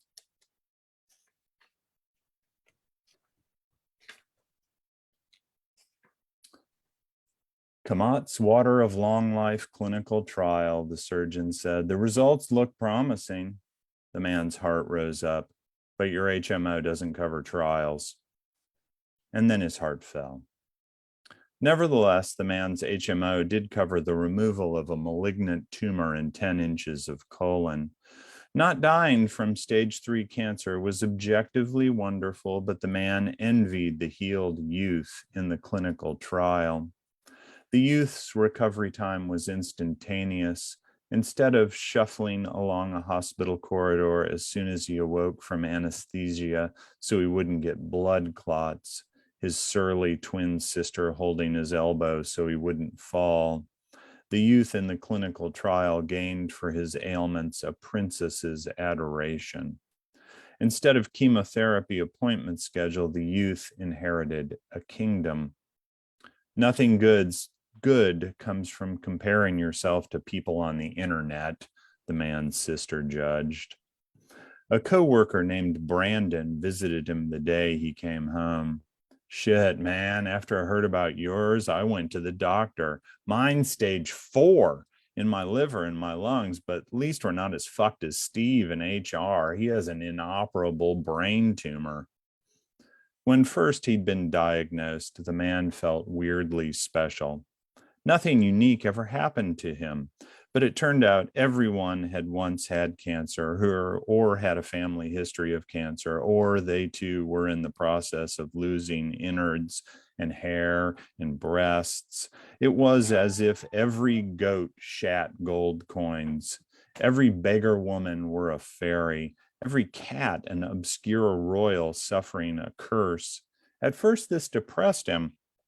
He wanted to be singular, not part of a team whose members pinned color-coded ribbons on their lapels and for whom healthy people ran 5Ks. But as he grew stronger, he began to understand it was better to be part of something so common it earned him but a few weeks of attention and pity. Better to be alive, to lie on the couch and listen to the rain on the patio umbrella, while on the muted TV, a baseball game in sunny Los Angeles gently unfolded like a piece of enchanted parchment. So there's my baseball reference for the day. Also, I had colon cancer, and I was very disappointed and annoyed that the ribbon for colon cancer is blue, because it seemed to me that it would be much funnier if it were brown, but nobody asked me. And nobody seems to think colon cancer jokes are funny. I keep trying them and they keep just falling flat. So I probably won't try anymore during this reading. I have a limit, 1. I hope. Now that I say that, yeah, I don't think any more colon cancer appears in these stories. All right, this one is called Black Cat. Remember prom? Boutonniere pressed flat during slow dances as if it had been preserved in a book. Remember heat radiating through rented pants, through creaking tulle skirts, more than the heat of first sex. Remember blood on the sheet, the twitch of pleasure that shook her. Remember college, Saturday nights becoming Sunday mornings, coffee in the Post in bed, comics and front page kicked to the floor, sliding and crashing like water. Remember the breakup? Remember hours of pool with physics majors who could not lose? Remember running into her at Sibby's Halloween party senior year. Remember being naked in the Honda in the parking lot, rain like code on the roof, windows fogging, then glowing as dawn broke. Remember reconciling and having to eat 2 Thanksgiving dinners, one with her parents, one with yours. Remember the Christmas tree blown into the middle of the street in which the black cat played? Remember laughing at her while she stood at the 2nd-story window, clad only in a blanket, conversing in Spanish with Mormons, too polite to ignore the bell. Remember driving away to Baton Rouge, long lists of vows trailing, Remember the second breakup soon thereafter. Remember sadness and loneliness like possessions taking up space in the room. Remember your birthday, falling on Thanksgiving, the trip north, how she gave herself like a gift. Remember Christmas? Remember the night in February she begged to be taken back, and you, standing barefoot on the tiny rusted landing, looking at the alley's luminous shell gravel and listening to her voice being pulled thin by 1,000 miles of telephone wire, sure that prospects for love were numerous in that weird city, said no.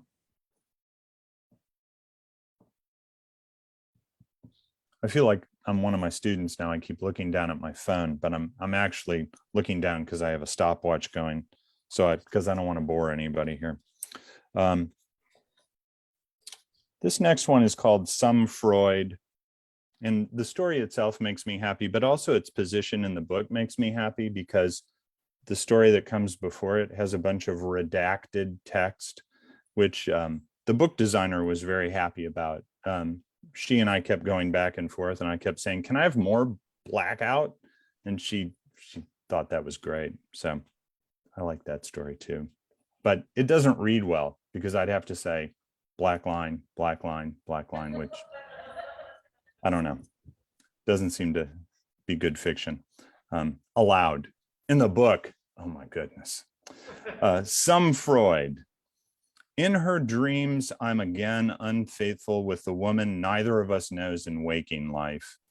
At first, I found it funny when she woke pissed off because of something I did in a dream. I'm no longer amused.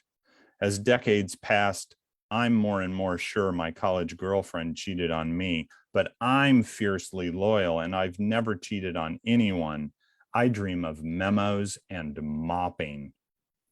Saturday, she wakes me with the news she's kicked my girlfriend's ass, beaten her so badly, in fact, the bitch may be dead. What do I think about that? I've been dreaming of folding laundry. And this sounds like a horrifying confession. Then I wake enough to remember the only girlfriend I have is the smugly smiling one in bed next to me. I offer the hope she's been successful at dream murder so she can quit fussing at me. Maybe, I suggest, she can now dream about me folding laundry. We spend the day bickering over waking versions of the kinds of things I dream about. A rug needs vacuuming, a toilet scrubbing. And we're still sniping at each other when we leave for the dinner party at a friend of a friend's. Neither of us wants to go, but we haven't the nerve to blow off people we barely know. So we drive in silence to a gentrified neighborhood of narrow townhouses. As a teenager, I came from the suburbs with my friends to the once grand park here to skateboard in empty fountains and watch people buy drugs. The park's grand again, fountains plashing, junkies gone. I ring the bell and hand over a bottle of wine on which my thumbprints smeared in price tag glue. It's a nicer bottle than I'd buy if I knew these people better. Our host has the same name as my dream girlfriend. I've forgotten until she's taking my coat. Mean delight fills me as I say it often as I can while she leads us toward the back of the house. In the sunroom, a half dozen people, all younger than me, don't stop talking when we enter. My real-life girlfriend stares into the corner. I look, expecting a man, but there stands a harp, as tall as a man. Conversation quiets as she crosses the room, sits on the stool, tips the harp against her shoulder with what cannot be mistaken as anything but practiced ease, and begins to play. So this is the source of her dreams. Never has she confessed during 17 months of full-time intimacy that she's a harpist. She's good too. A secret is a betrayal. She's betrayed me by keeping this secret, and while she sleeps, she's attempted to transfer her guilt onto me. I'll explain this to her when she finishes the song, something slow I can't identify. I'll explain to her some Freud, eyes closed, harp between her legs, she begins to play another, this one brisker, still nothing I can identify. Somehow I know she'll play yet another when she finishes, and then another after that. Okay. The other fun thing about this Post-it note deal is my memory is so bad that I forget which one I'm going to read next. And then it's like a fun little surprise when I flip to the next one.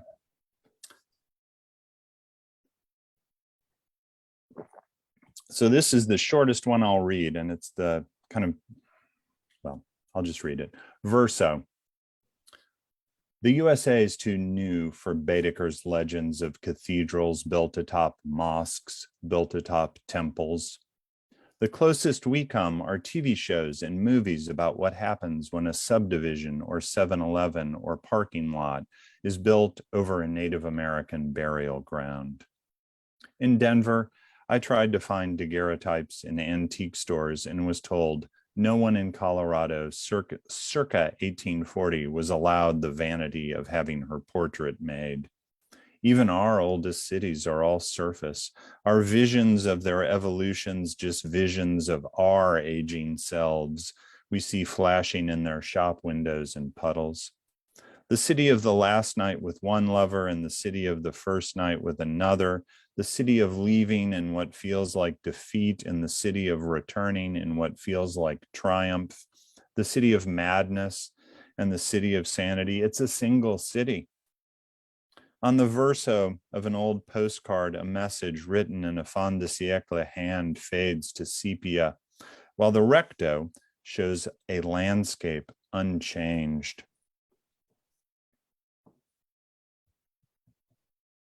Oh, good. My time's not bad. All right. Oh, this is a good one too. Quilligan. She came in at 1 a.m. reading to her mother from a paperback Slaughterhouse 5. He had a whistle he wasn't going to show anybody until he got promoted to corporal, made her mother chuckle, but he had a dirty picture of a woman attempting sexual intercourse with a Shetland pony, got silence. It was the summer of New Coke and Madonna in Penthouse, the summer joining my junior year of high school to my senior, and I was working third shift at 7-Eleven. Past midnight seemed an odd time for them to be in the store, but that neighborhood of Volvo station wagons and swimming pools was not mine. She was in sweats and a shiny soccer jersey striped dark green and chartreuse, and she wore a calico bandana over her hair like a religious girl. I guessed she was 15, a year younger than me, and the age I'd been when I read Slaughterhouse so many times that I immediately knew where she was in the book.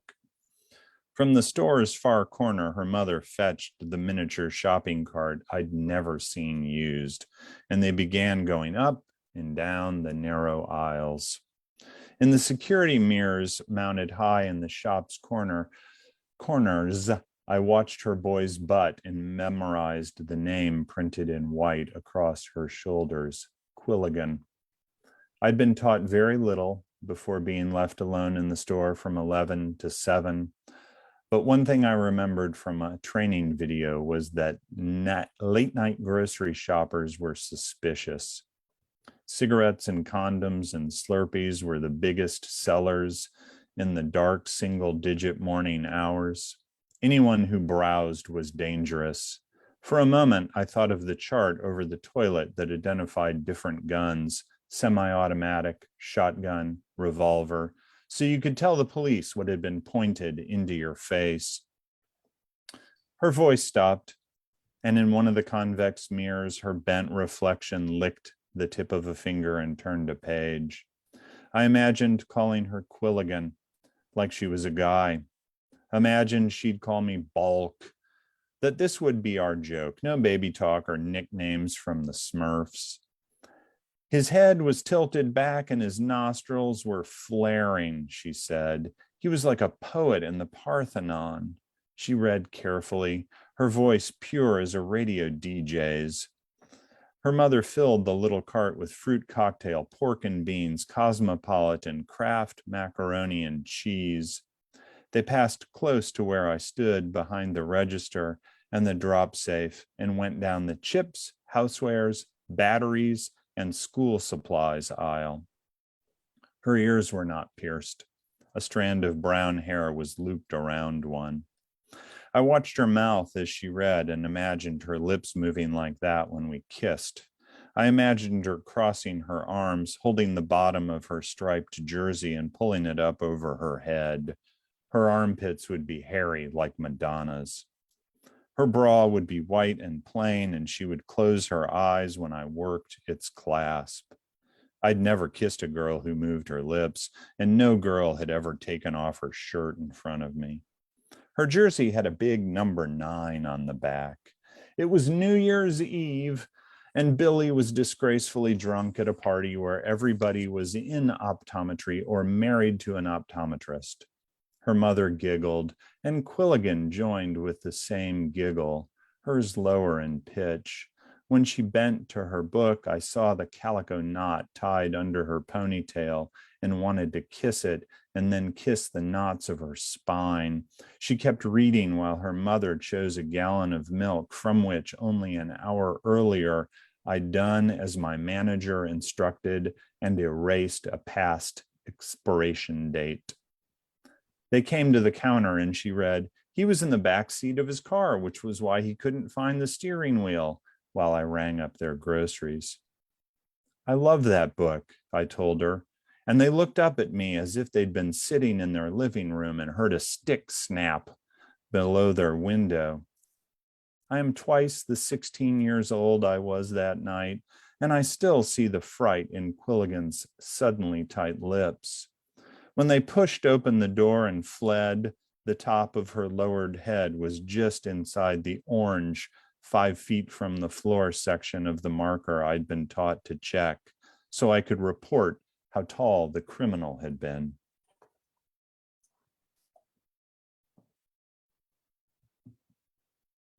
All right, this last one is really short. Truck tire outside Murfreesboro, Tennessee, 1936. A retread's lost reptilian hide fools him. In the dark, Walker takes it for a road-killed gator and pulls the Ford over to investigate. Forehead against the cool curve of the steering wheel, he realizes what a double fool he is. No alligator lives 30 miles south of Nashville, and the girl he's told to meet him in Georgia doesn't deserve jilting. He considers the tire illuminated by the headlamps, so he won't have to consider the girl. Its tail curls off into the ditch. Beyond it is country darkness.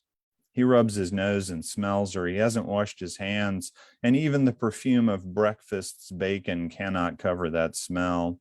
He closes his eyes and sees the picture he took of her while she sat on a bench in Coliseum Park, plaid school skirt hiding her knees. A week later, that same skirt was folded neatly on a chair when he took a picture of her naked and smiling on his bed. He sees that picture too. Pages are sticky today. There had been idle talk on the subject of the institution of marriage. His face white with Burma shave, her father chased him down Royal Street, brandishing a pair of barber's shears, yelling, "Evans, goddammit, I'll stick you." Walker wrote the address of a rooming house in Valdosta on the back of a postcard and told her he'd see her there. The address was a fiction. He had no idea if Valdosta held an Oleander Street. The tire, he reminded himself, the tire that looks like an alligator. And when he glances up, he sees the last light drain from the headlamps. Dark silence when he turns the key. Cicadas ratchet mockingly. The coffee he sipped from a vacuum bottle to fight off sleep begins to fail him. He lights a match to check his watch and is spooked by the reflection of the small flame in the side mirror. It's past midnight, hours until any filling station will be open, and he has no idea how long the walk to the nearest will be. The blanket he wraps around himself smells like New Orleans mildew and whiskey and gasoline. Walker shifts on the seat and can't find comfort. The darkness is the same with his eyes open or closed, and pictures he's made of the girl appear either way. He sees her in a line of girls in plaid skirts waiting at the window of a snowball stand.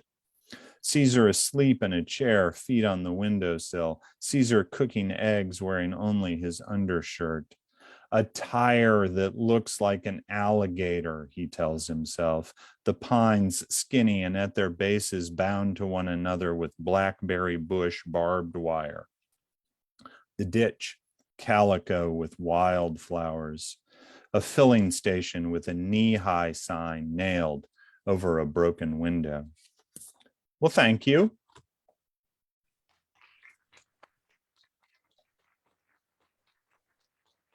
All right.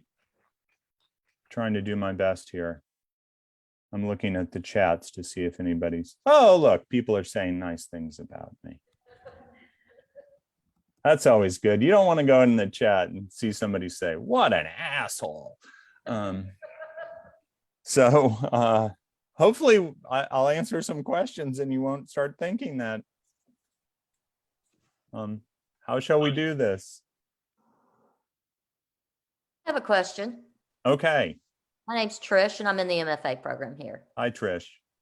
So I loved your joke about the brown ribbon. Yes. I always Okay. thought blue was for male breast cancer, but oh well. Anyways, learn something new. Some of them are doubled up too. That's another thing that's kind of annoying. There are so many colors, it seems like, but I guess, you know, there's supply only chain. colors of paper to, and ribbon to work with, I guess. Exactly.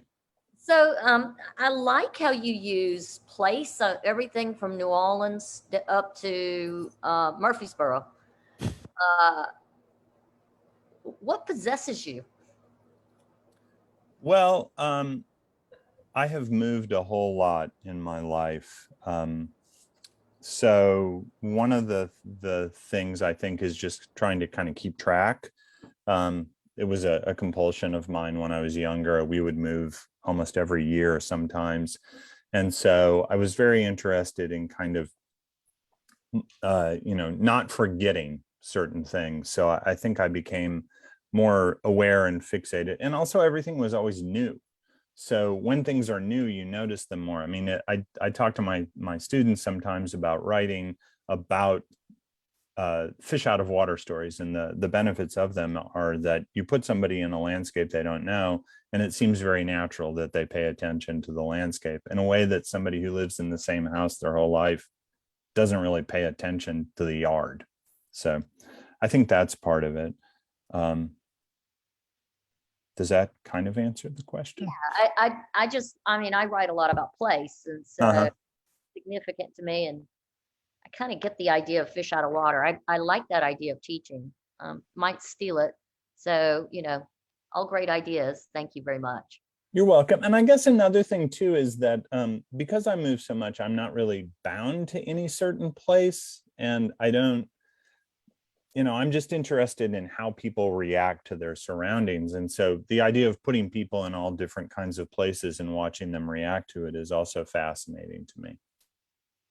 I like that. Thank you.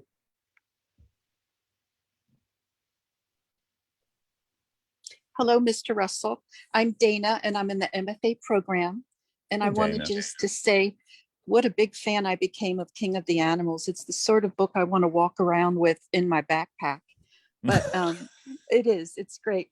I have a question for you.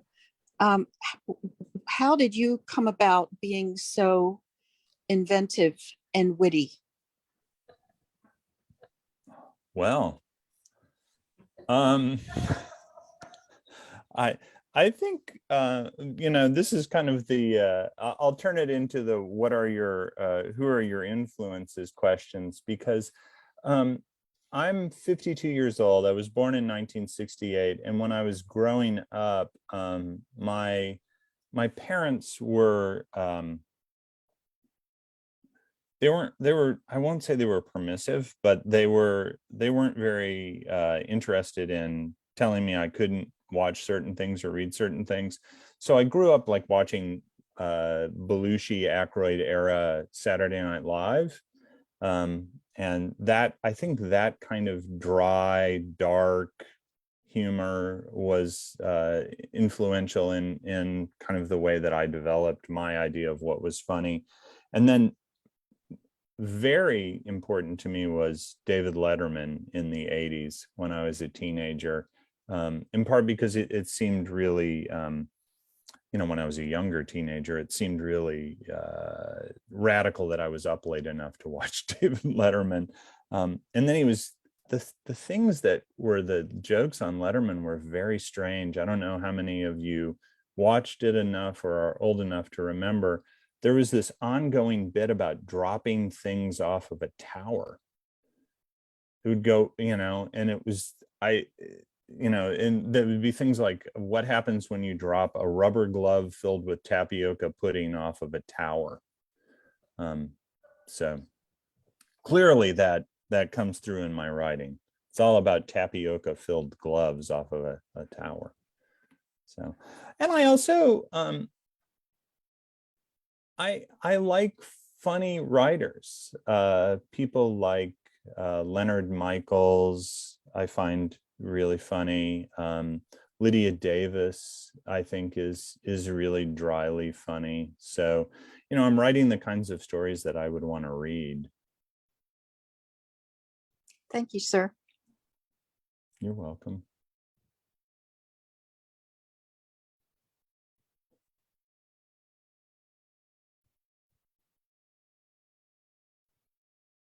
Was there going to be a chat question? Did I miss a chat question? No.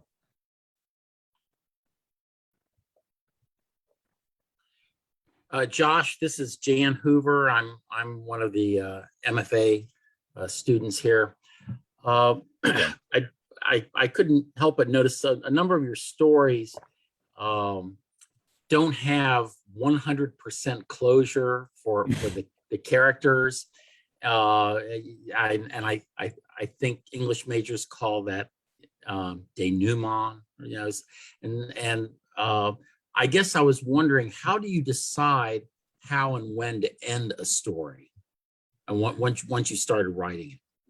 Well, endings are really impossible. I mean, I think those are the for me and for a lot of writers, that's kind of the hardest moment in a story. I really I have a lot of interest in extremely short stories. So the current term that a lot of people use is flash. But one of the things that I'm always kind of thinking about when I'm working, whether in the one page kind of highly lyrical, not very narrative story at all, or larger things, is about omission and distillation, by which I mean this constant question of what can I leave out and still tell the story the way that I want to tell it at, and maybe what can I boil down and get across the essence of the narrative. So that question, I started asking that question a lot when I was in my early 20s and I was in graduate school, and my friends and I were obsessed with this contest called the World's Best Short Story Contest. It was out of FSU. They had a magazine. It's now called the Southeast Review, I think. At that point, it was called Sundog. And they had this contest for 250 word stories. And if you won, it was a $1 entry fee. And if you won, you got $100 and a case of oranges, which I always thought was just so weird and wonderful, very Letterman-y. But what I would do is write these stories that would end up being 300 words long. And then I'd think, okay, what can I omit? What can I boil down? And at first it was just to get down to 250 word stories. But then I started asking that question about everything. And I like to think that my longer work, like my novel length work, benefits from that question. What can I omit and still tell this story? What can I boil down? So one of the things that I often omit are those kinds of epiphanic or very tightly closed endings.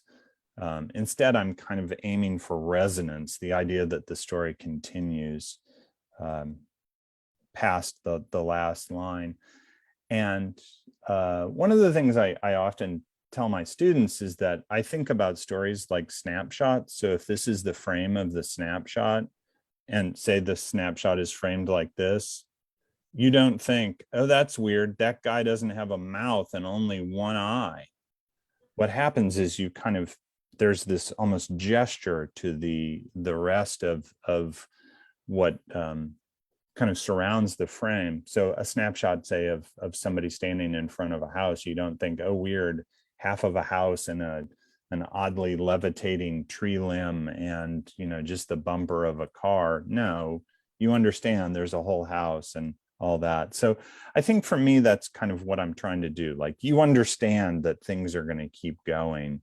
And the story's not really about something ending. It's more about just what ends up in that frame. So that's kind of what I'm after, is trying to set the frame so that what I omit outside of the frame isn't the important stuff. The frame has in it the important stuff. That was kind of a loopy answer. Sorry. No, it was perfect. And I'm going to cheat and ask just a real quick follow-up or a second question. 4 of your stories deal with pioneers in photography. And I thought those were outstanding stories. Thank you. Is this a special interest of yours?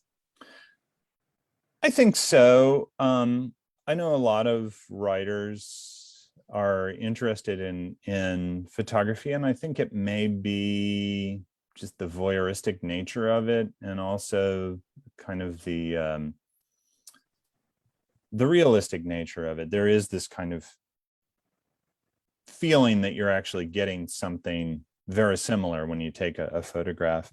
And I had the good luck. I did not recognize it as good luck at the time, but after I got out of the MFA program at LSU in the early 90s, I moved to New Orleans and I got a job at a place called a Gallery for Fine Photography, which is in the Quarter. And my job was to build boxes for people to either ship them these expensive photographs by, you know, Edward Curtis or, you know, Imogen Cunningham, or, you know, people, they were really expensive pictures, or take them on a plane because they would come in, people would come in. Cindy Lauper came in and bought a photograph.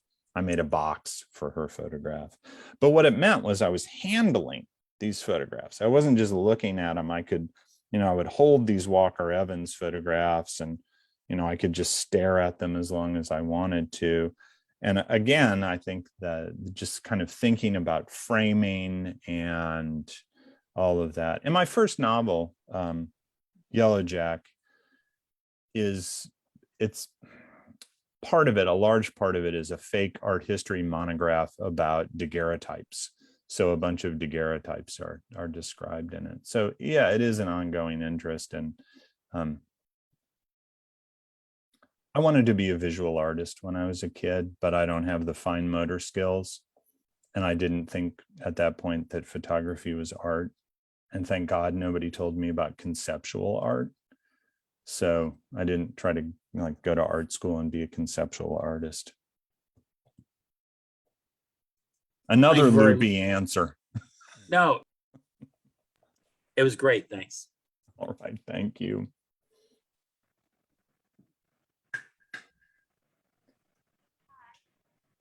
Hi, can you hear me? Kind of.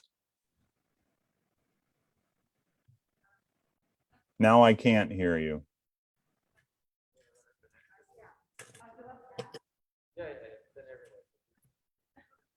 Come up on the stage and stand at the podium. Okay. I've left it empty for you. Thank you. All right. Thanks a lot. I was just really interested in how you arranged all those stories. I feel like I want to look behind me to talk to you, how you arranged your collection, and if there were other versions of the collection that were in a different order. There actually is a plan behind it. So thank you for asking. Now I can pontificate about how brilliant I am. No, I'm just kidding. One of the reasons why I really am proud of this book is that it's 47 stories and they're not really much alike. It's 25 years of work, I will admit. I had to stop writing stories to write some novels and, help raise a kid and do all that kind of stuff. But when I started to put the book together, one of the things that I did was just, pick the best, what I thought were the strongest stories that I had. And after I did that, I wanted to make sure that the book kind of felt coherent, because it is, made up of all these different kinds of parts. There's some folktale stuff, there's some highly lyrical stuff, there's some very straightforward, very similar narrative stuff. There are longer stories, there are very short stories, there are stories in between.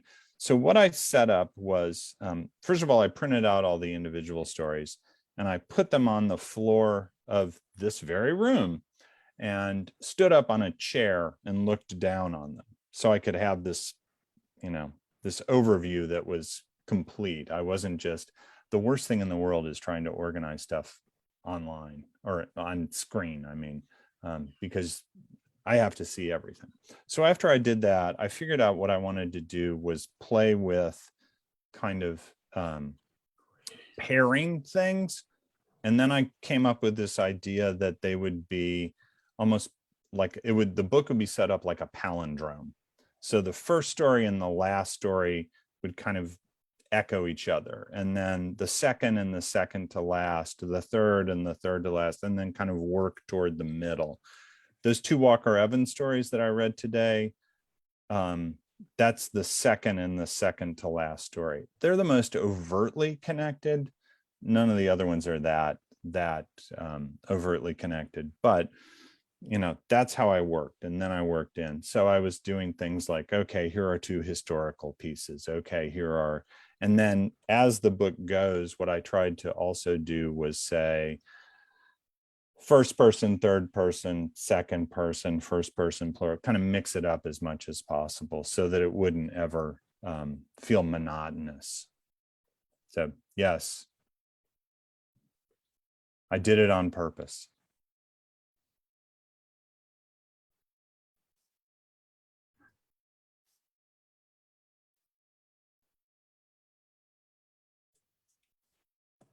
Hi, Josh. I'm Aniston from the MFA program. Hey, how are you? I'm good. How are you? I likewise loved your brown ribbon joke. I thought that was hilarious. Your endings, Jan had mentioned this, and I'm glad he asked it. I was also, because some of them I was just left at the end dying to know what was coming next. And you being the author, you know what's coming next, obviously, or what's in your head. So I was going to ask about the story where all the information is redacted. Mm-hmm. And to me, that kind of read like a police report. Maybe that's just me, but it's an officer's interviewing them. Right. And when we finally get to what a lot of them are talking about, seems to be Eva, if I'm pronouncing her correctly. Right. So I'm just wondering, can I cheat a little bit and get inside your head and ask what you were getting at with that? Hers is all redacted, so obviously we don't know. What was kind of the idea behind that? Well, one of the things that I'm also very interested in, as well as this idea of omission and distillation. So what can I leave out and still get it across, is just this, the ways in which sometimes we go to narrative and lose sight of the idea of subjective vision.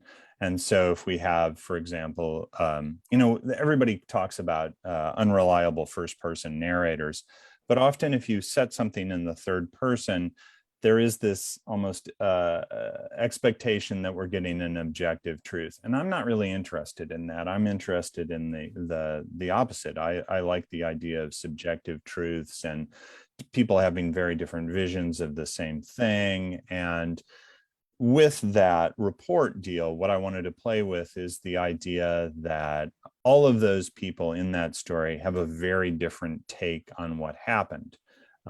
This guy comes to town and does weird stuff, and some of them think he's kind of a savior figure. Some of them thinks he's a charlatan. Some of them are just a little put off because they have their own things going on.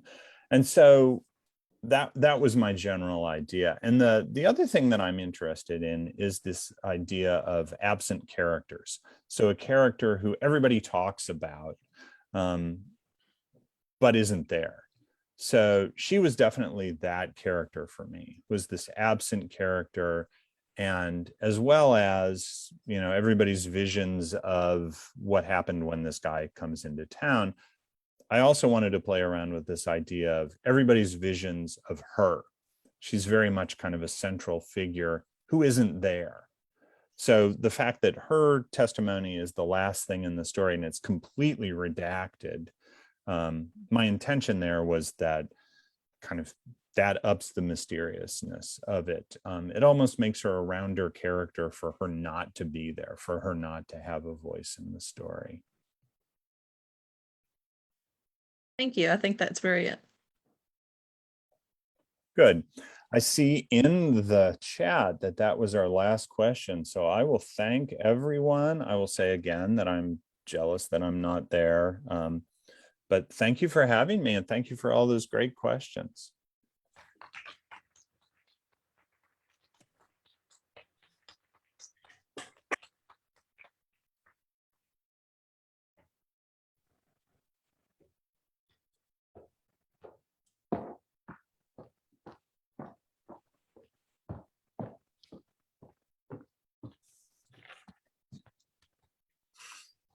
Thanks, Josh. That was wonderful. And Becky, I had the same question about ordering 47 stories, so I'm glad you asked that. Lastly, we have Lee Durkee. Lee Durkee is the author of 2 novels, 2001's Rides of the Midway, which was published by Norton, and The Last Taxi Driver, which came out in early March of 2020 from Tin House Books. His stories and essays have appeared in Harper's Magazine, The Sun, Best of the Oxford American, Tin House, New England Review, and many others. Next year, we can look forward to his memoir, Stalking Shakespeare, which chronicles his decade-long obsession with trying to find lost portraits of William Shakespeare. Lee and I have been friends for years and champions of each other's work, and it's been a thrill to see him getting the recognition he deserves. His sharp wit and dark humor, the humanity of his characters. The Last Taxi Driver received so many rave reviews, and I want to quote from them all, but I'll leave you with this one. James McElroy calls it a wild and hilarious ride filled with dirty jokes. But it's also a story about a truth we often forget. It's hard to be a good person. We tend to think of being good as a state of being rather than as a series of strenuous actions and difficult choices. Behind the dark comedy, The Last Taxi Driver is a dead serious reminder that virtue is a lifelong struggle, which is why it's such a wonderful book, one of the best to come along. I couldn't agree more. Please join me in welcoming Lee Durkee.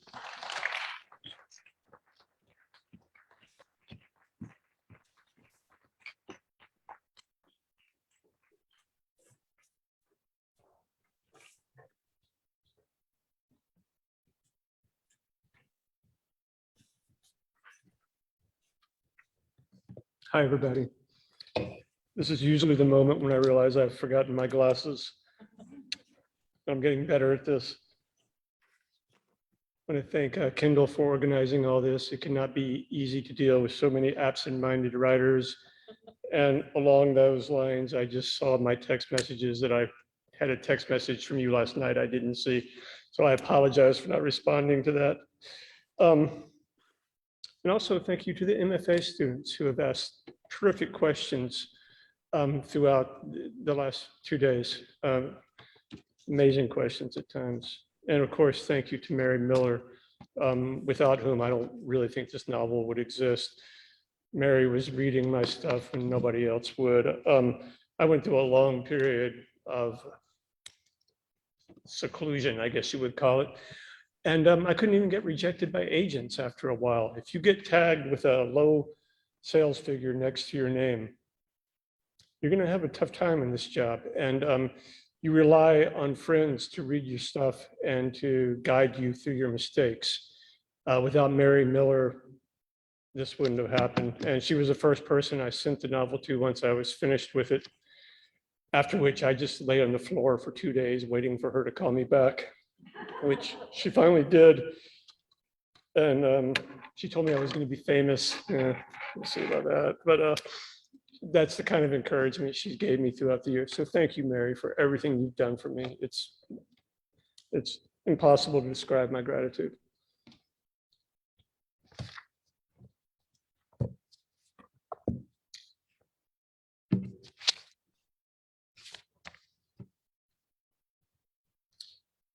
The novel I'm about to read from is about a 50-something taxi driver named Lou, who is not to be confused with me in any way. He published a novel 20 years ago and hasn't been able to publish anything since. He's in his late 50s and he has a job driving the cab 70 hours a week. Earlier, Thomas told a story about us playing with cats together, kittens, 20 years ago when I was originally at the Welty Symposium. What he didn't tell you was that all those cats have died of old age now. That's how long it took me to publish a second novel. A generation of cats has come and gone.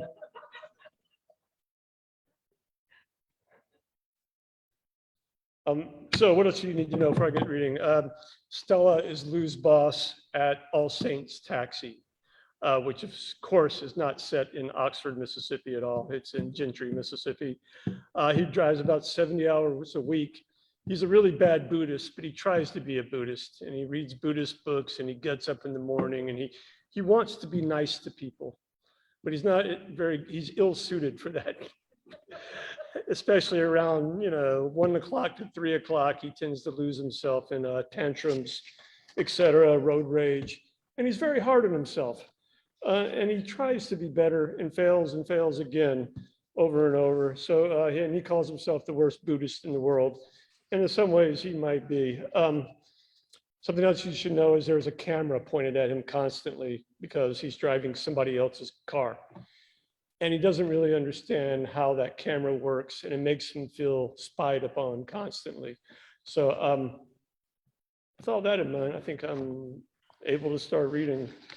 I'm going to skip around in the book a little bit, so I won't bother to give you the chapter titles. Stella likes to say that day shift cabbies are the fabric that holds the town together, that we're as important as any utility. And sometimes I think she's right. While the night crew hauls around scrums of Adderall vomiting co-eds and makes twice the jack we do, the day shift takes citizens to work, mostly Black people in the service industry. We cart the halt and lame to Kroger and lug their groceries up flights of stairs for dollar tips. We spring upstanding citizens from bail bondsman's office and squirrel them across town to the impoundment lot behind the Toyota dealership. We deliver rich people cigarettes and serve as care managers for the elderly. I've done everything from helping old people pee to taking out their garbage to chasing after their escaped pets. We are the poor man's ambulance, and we are also, sad to say, the poor man's priest. Our cab, the confessional in which people litmus test their wildest fears and prejudices. All Saints, being the oldest cab company in town, has a contract with a local hospital so that when somebody dirt poor, and this is the most dire state in America, third world in parts, when somebody destitute in North Mississippi is being released from the hospital, All Saints will deliver them to wherever they abide, usually the Delta. And our fee is added to their bill and eventually paid for, I assume, by taxpayers. The only good thing about these deathbed runs is that Stella charges the hospital mileage both ways. A nurse I've got a crush on once called me out on that. And I laughed and assured her I earn every penny I make off hospital runs. She thought that over and said, "Yeah, I bet you do. We give y'all the dregs." The dregs. Not a kind word, but not untrue. Taxis, traffic, and the desperate. People at the end of their ropes eventually stagger into cabs. This morning, I start the day with Ozium, Beethoven, and coffee, and sit for an hour parked at the town square taxi slot, watching beautiful women meander to work and wondering what happened to my sex drive after I pulled that deer tick off my neck. Post-tick, I tend to watch women out of nostalgia and habit. I miss lust. Lust gets you in trouble, sure, but it's great for killing time, and business being slow means hours spent staring wistfully out windows. Rain starts to fall, just hard enough to blur away faces and figures. If the rain gets really bad, the roof of my town car will leak directly onto my head and nowhere else in the cab. But for now, it's just a shower and nothing like the downpour required to drench me. The women passing by looked like reflections of women glimpsed in puddles. Miko was asleep or pretending to sleep. Miko, my girlfriend, was asleep or pretending to sleep when I got in last night, and she was still sleeping or pretending to when I left for work this morning. Not that her being awake would have set off any fireworks. Sometimes I think it's her own low sex drive that's infected mine. Maybe it's not the tick at all. I really got to get Miko out of my house for both our sakes. But I've been putting it off for years now, and it just becomes more impossible by the day. It's not a relationship we have anymore. We're hardly even roommates. We are ghosts from different dimensions who happen to overlap in our existential existences and only materialize into each other's lives to scream and spit at one another before disappearing again mysteriously. Of all the types of loneliness I've endured, this is by far the worst, with none of the solace of solitude and the forever feeling that even the air you exhale disapproves of you. My first pickup of the morning is two meth heads at the Down and Out, better known as the Rebel Motel. The Rebel is famous for murders and suicides, but also for hosting art hops in which local painters appropriate the cell-like rooms to display their still lifes to hipsters. It's early morning as I pull into the parking lot with the sun sliding between clouds now. The Rebel has fake Spanish tiles, and its parking lot mimics a traditional Mexican courtyard. All the doors are painted different colors, but the sun has weathered them so severely, it's easy not to notice this. Every time I wait in the parking lot here, and we get a lot of calls to the Rebel, I can't stop imagining the motel as a shootout scene in some spaghetti Western. But today I don't have to wait. Today my fares must have been spying out the peephole of their faded red door. Meth head women always look the same to me. Gaunt twins dressed in the dark with garage sale leftovers. One is wearing tie-dye with jeans, the other a black Harley Davidson t-shirt over black lycra. Their gray-black hair pulled back into identical ponytails. One of the women tells me straight away that they're being stalked by the husband of one and the son of the other, the same guy, and that they are leaving town in 2 days to escape certain death at his hands. Jace will kill us, sure, the woman brags. That's why EverSaved is taking us to their women's shelter in Memphis. She pauses, then adds, "We've fallen on hard times." I nod, avoiding eye contact in the rear view, because obviously this is leading to a reduction of fair plea. I am being played with misery. Knowing this, I drive tight-lipped and wary. It's a cigarette run with an extra stop at McDonald's. All cabbies hate extra stops, especially fast food ones. Stops pay only $2 each, the city law, and sometimes you have to drive miles out of your way and then wait for 10 minutes guzzling gas.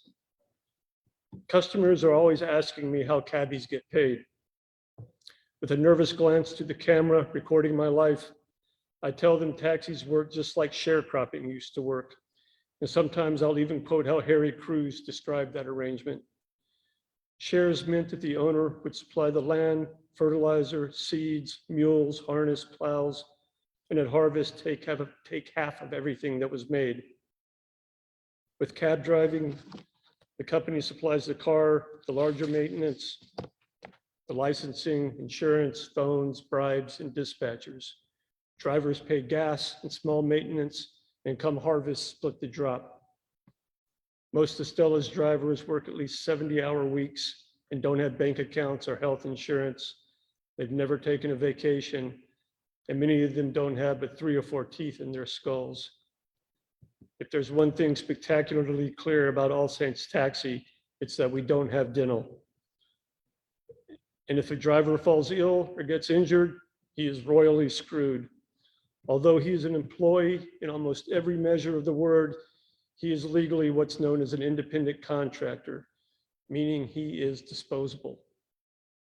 Therefore, when a cabbie picks up some meth heads at the Rebel Motel, he knows all too well he is one accident away from living in the room next to them.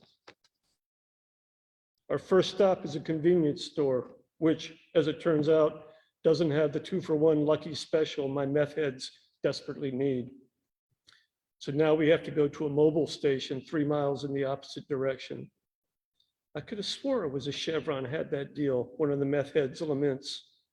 They keep chatting me up about how great the car smells, how wonderful the AC feels, how they could take a nap in the back seat, telling me how handsome I am, how the woman must be hitting on me all day. No, playing me, meth heads at their game.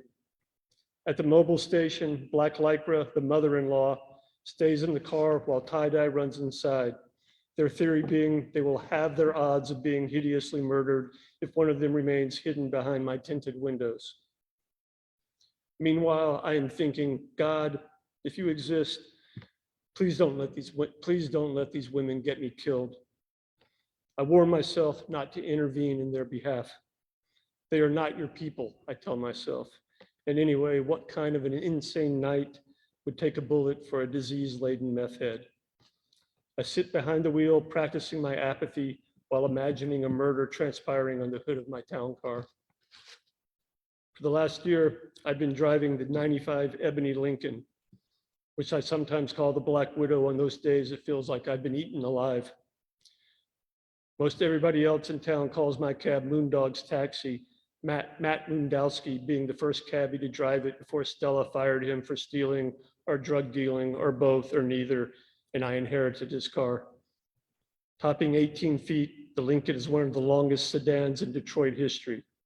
It's a wonderful automobile, V8, leather interior, air shocks, digital DAS, with a defunct Austin Powers phone nestled inside the armrest. All of the other cabbies in town drive androgynous minivans or SUVs, 3-road suburban houses on wheels. But All Saints needs one sleek sedan low to the ground for ferrying the elderly, the crippled, and the rich. My only complaint with the town car, aside from its spongy brakes and piebald tires, aside from the broken ball joint that could cause a tire to fly off at any moment, aside from its rainy roof and the endless creaking and bottoming out, is that the horn doesn't work. The horn didn't work when Stella bought the car 2 years ago at 100,000 miles. The horn doesn't work now at 210,000 miles. And the horn won't ever work again, no matter how often I badger Stella to fix it. I've already been broadsided once by some bowhead playing Pokemon Go. Late at night, while falling asleep, I often remember that collision, the slow motion, nobody can hear you screamness of it. Yet every time I complain to Stella about the horn, she assures me that a good driver doesn't really need one. And in some ways, she's right. A horn, like an active sex drive, can get you shot or blackjacked or cold cocked or rear-ended. Not having a horn has been a constant lesson. I'm a better person for it. Yes, a good driver doesn't really need a horn until that moment he's about to be flung through the windshield into the great unknown. Then they come in handy, horns do.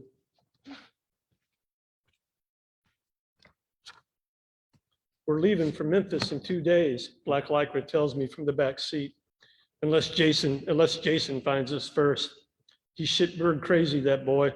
Come back from Iraq with a post-traumatic fever and wound up in parchment for cracking Cindy's skull open with a motorcycle helmet.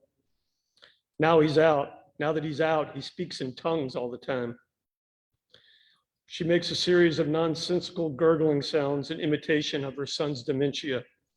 When she's done, she adds, "Trust me, it ain't Jesus pouring out that boy." I nod again, but don't otherwise reply. Why bother? They'll be gone in 20 minutes. That's the beauty of the job. No matter how weird it gets or how terrible it smells, they will be gone soon. And usually I am friendly. I like my job. I like interacting with strange lives, however briefly, except when I'm being played by meth heads. When we get to McDonald's, I tell them the back window is glued shut, so they'll have to go inside to order, but they don't want to risk it. The drive-thru is much safer, they insist.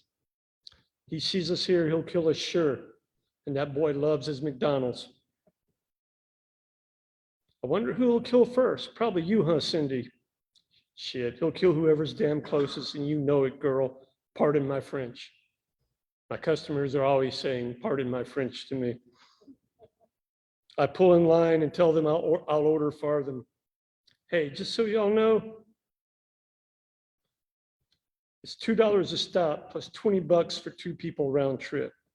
But if this stop takes more than 10 minutes, then I got to start charging you $1 a minute. I got regulars waiting to go to work. And that much is true. Day shift is mostly regulars, meaning people who have structured their lives around cab rides. A bad day shift driver can get people fired, can ruin their lives. $1 a minute, but Eversave told us y'all had a flat fare. Eversave is a local church association that sometimes hides abused women from their stalkers inside seedy motels. I've taken at least 10 women to their shelter in Memphis, so I know, in spite of not wanting to know, the dire fate awaiting these 2 meth heads. Everybody has a flat fare, I tell them. That's the city law. Trust me, I'm losing money here. We haggle. Eventually I cave in and tell them I'll do the whole run, stops and all, for the 20, the meth head special. There are 4 cars ahead of us in line, one of them a church van.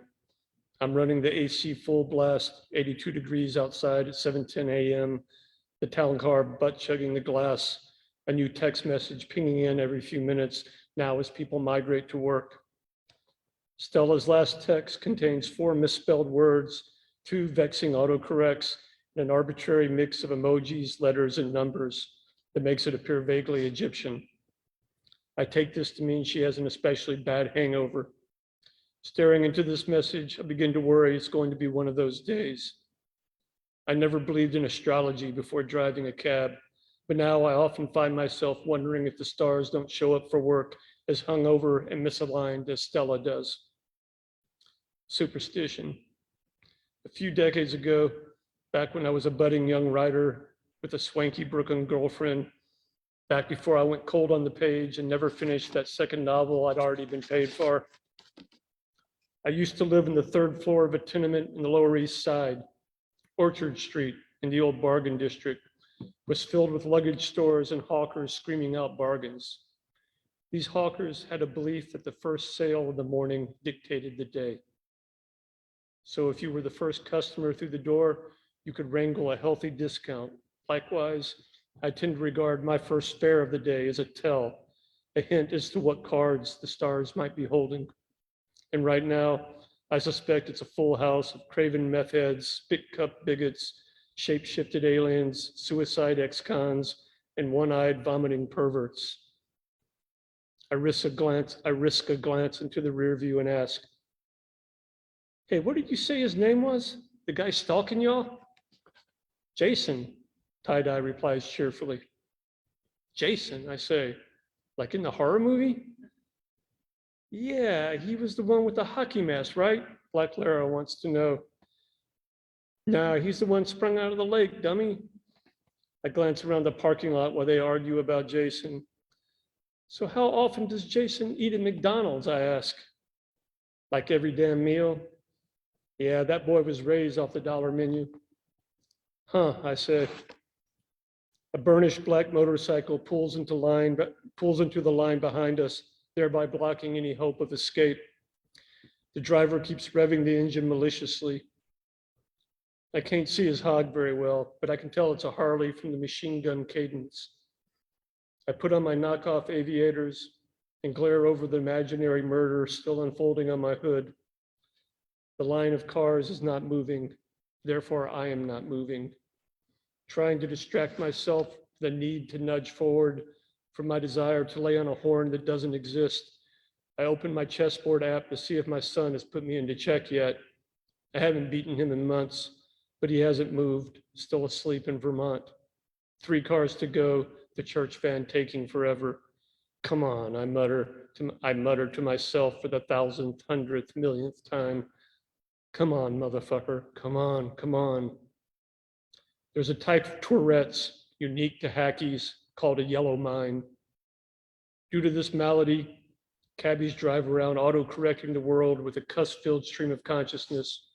Quick-tempered, thin-skinned, a loogie of obscene complaints resting on our tongues. We didn't start off this way. No, it's the job that yellows the mind. It's the bubbas and monster trucks who don't use turn signals because they consider them to be effeminate. It's Sunday drivers and suicidal pedestrians. It's the endless convoy of construction vehicles on their way to build more condominiums for the so-called students to throw up inside. You flip off the red light because you know it's not really inanimate, it's possessed. There's an evil spirit trapped inside every traffic light. And in spite of all your well-meaning resolutions, you once again find yourself pounding the steering wheel and cursing the endless taunts of traffic. Then, late at night, unable to sleep, you replay all the tantrums you threw in front of the camera mounted next to your rear view, that single eye peering ceaselessly into your soul. You don't understand exactly how that camera works. It somehow communicates with a metal box in your trunk. Occasionally, your supervisor downloads that information into a metal box in his own trunk. And because you don't understand how anything works, you worry that Stella, your boss, can watch you whenever the whim hits. Maybe that's what she does all day. Maybe she's smoking a cigar right now while watching you flail in traffic, flipping off for the 100th time that exorcist of a red light at the corner of Finch and Coleman. The church van starts to pull away, but then its driver discovers his order has been shorted and backs up while laying on the horn. Meanwhile, 2 more text messages ping in. A rare 4-passenger pickup, $25 minimum, cancels on me. Another message wants to know where the hell I am.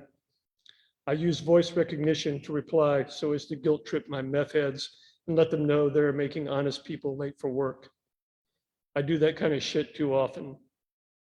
There's a Puritan inside me whom I despise, but he's always there in his black hat and square belt buckle, holding a turkey in his arms. I'd happily kill that little bastard if I could, but being part of my country, part of my psyche, this inner pilgrim possesses me at will and sets me to screaming at all the things he hates, and then later reproves me for the childish tantrums he inspired. This morning, I get off easy. In today's episode of this perpetual horror movie, the serial killer son-in-law doesn't spring out of a lake or through the McDonald's drive-through window. And much to my surprise, the meth head twins produce a crisp 20 without further arbitration in the motel parking lot. I go ahead and give them a 5 back and tell them best of luck in Memphis. Hey, maybe you'll end up taking us to the shelter, Tie-Dye says. I try not to cringe. The Memphis shelter looks like some bunker they stored ammunition inside during World War I. I've even heard rumors it's a brothel. Can we request you, she asked. Sure, I say. Then she asks my name. Although I'm tempted to lie, I tell her the truth. It's Lou. Sweet Lou, Black Lycra says and winks at me.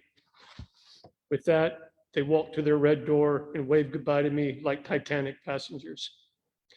Not to be too confessional here, but I've been inside those rooms and stood over those beds wondering how many people had committed suicide on the far side of the mattress. I force a smile and wave back from behind tinted glass as their door swings shut. Then they are gone.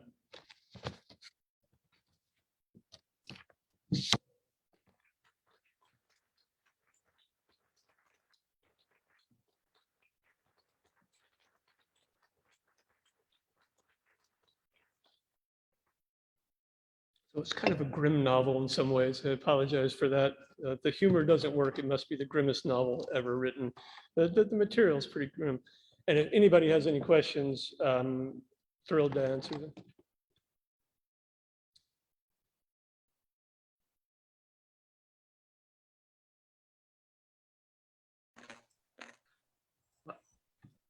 This is Jan Hoover, one of the MFA students.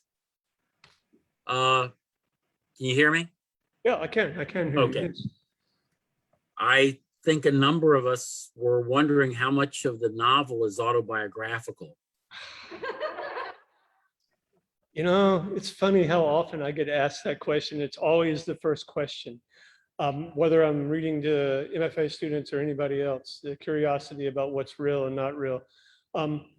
It's also the question that writers dread the most due to lawsuits and stuff like that. You know, we have overactive imaginations and paranoid by nature. But a lot of it is based on true events. What you just read was a true event. But it gets layered over. If you do 100 or 200 drafts over the truth and you change and you tweak every draft, then you're not really writing about the same people you started writing about. They're buried beneath all the layers. And the people you're writing about become your own characters who, in a sense, are formed by the necessities of plot. So on one level, yes, you're writing about something that's actually happened, and the novel is filled with that. But on another level, everything becomes a slave to plot. Plot is the god that rules over the writer. And so you have to bow down to plot all the time. And to do that, you tweak endlessly and manipulate. Thank you. Sure, my pleasure. Speaking of plot, that actually segues nicely into my question. The plot all takes place over a very condensed time, like 24 hours, right? A little bit longer, but yeah, I wanted it to be 24 hours, but there was just too much weird stuff to cram into 24 hours. Yeah, so I mean, how'd you make that decision and, you know, all that? Well, I've always liked movies, et cetera, that take place in a 24-hour period.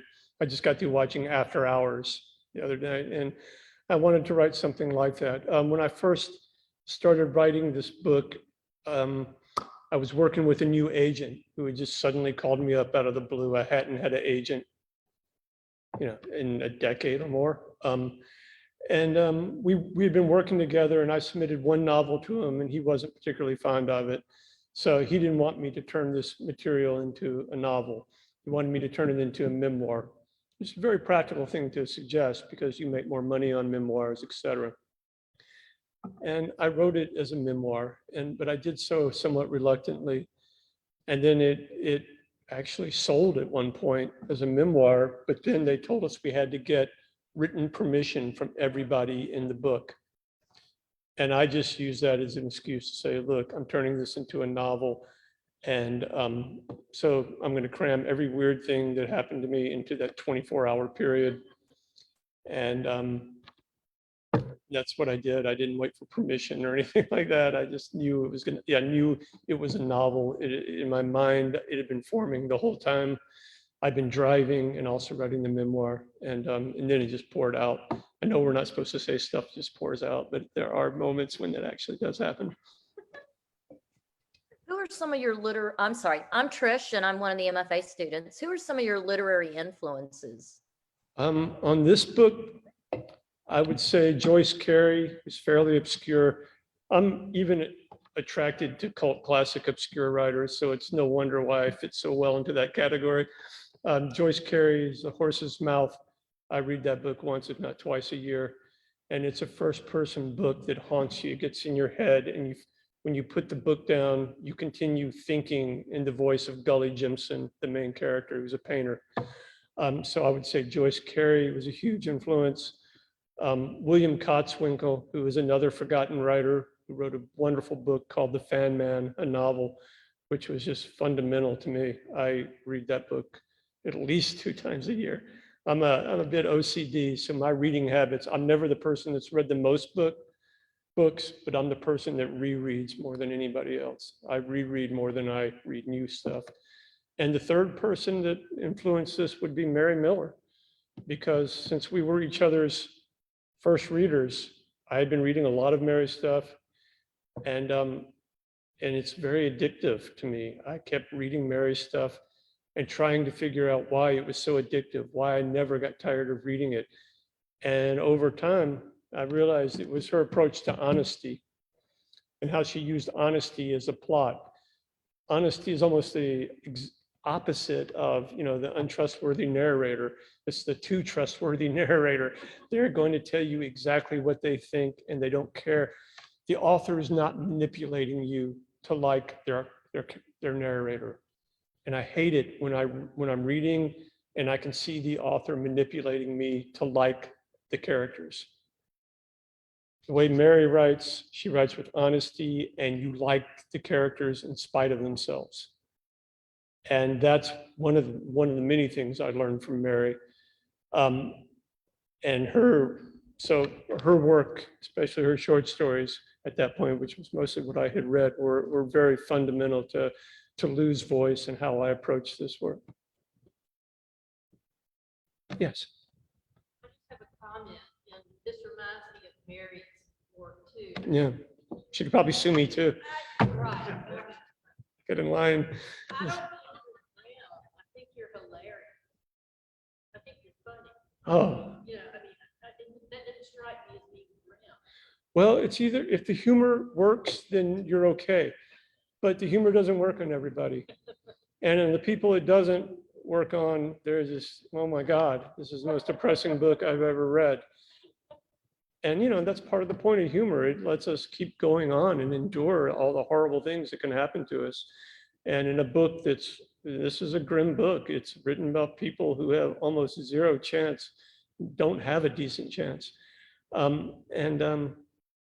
It occurred to me when I was writing it, like nobody is going to like this book. It's just going to be too grim.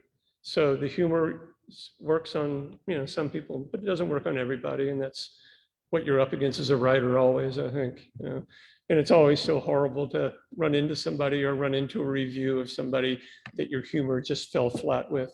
And they, but that's an honest opinion too. So. Hello, this is Alana from the MFA program.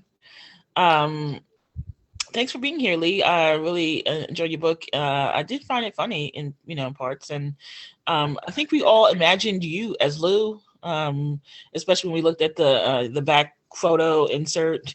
You just seemed like Lou. So my question sort of like piggybacks on what I heard a little bit of from the audience member is like, how do you find that line between humor and the grim grittiness of the book?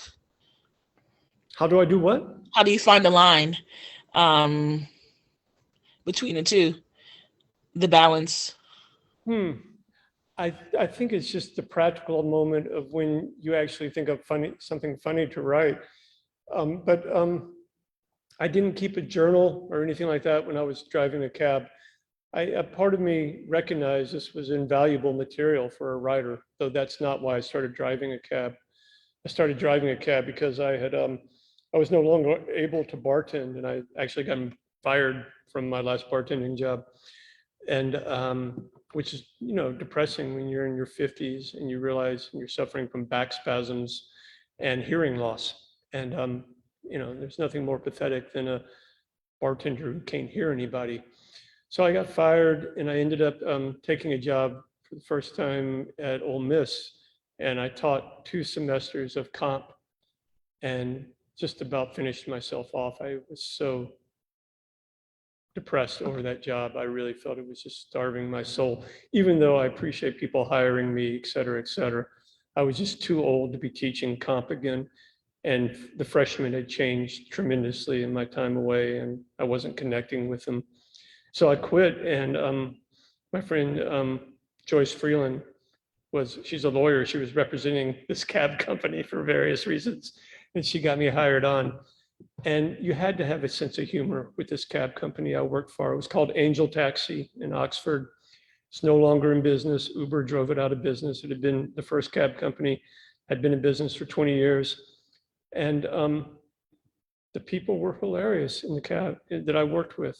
Some of them were hilarious in good ways, and some of them were hilarious in bad ways. But there was no way this could not be a comedy. There was no, I couldn't have written it any other way. It makes me admire something like Taxi Driver, which actually uses the same material, but really isn't a very funny book at all, a funny movie at all. And I don't understand how you can approach this material any other way than with comedy. Otherwise, you'd just be crying on the page as you wrote it. So, and I hope that answers your question. It seems like a bit of vague response, and I apologize for that. No, it does. Thank you.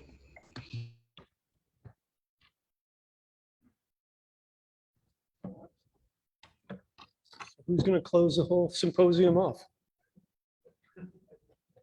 Hi, Mr. Lee. It's nice to meet you over Zoom.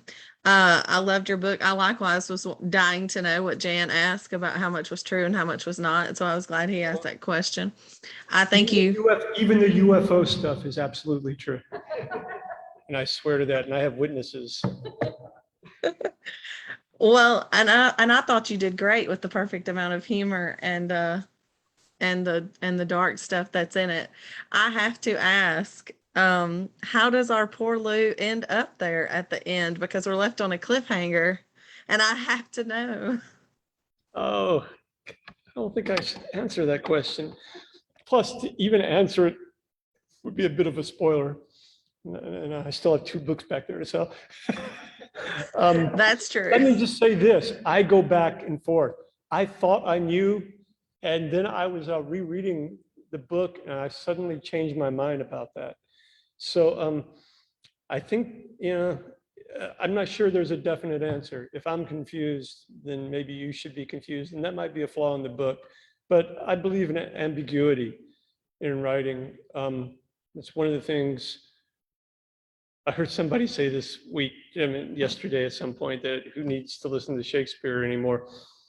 And I was like, oh, just hit me in the stomach instead of saying that. Shakespeare taught me the beauty of ambiguity. You don't tell everything about your characters or about their fates or outcomes or their motives.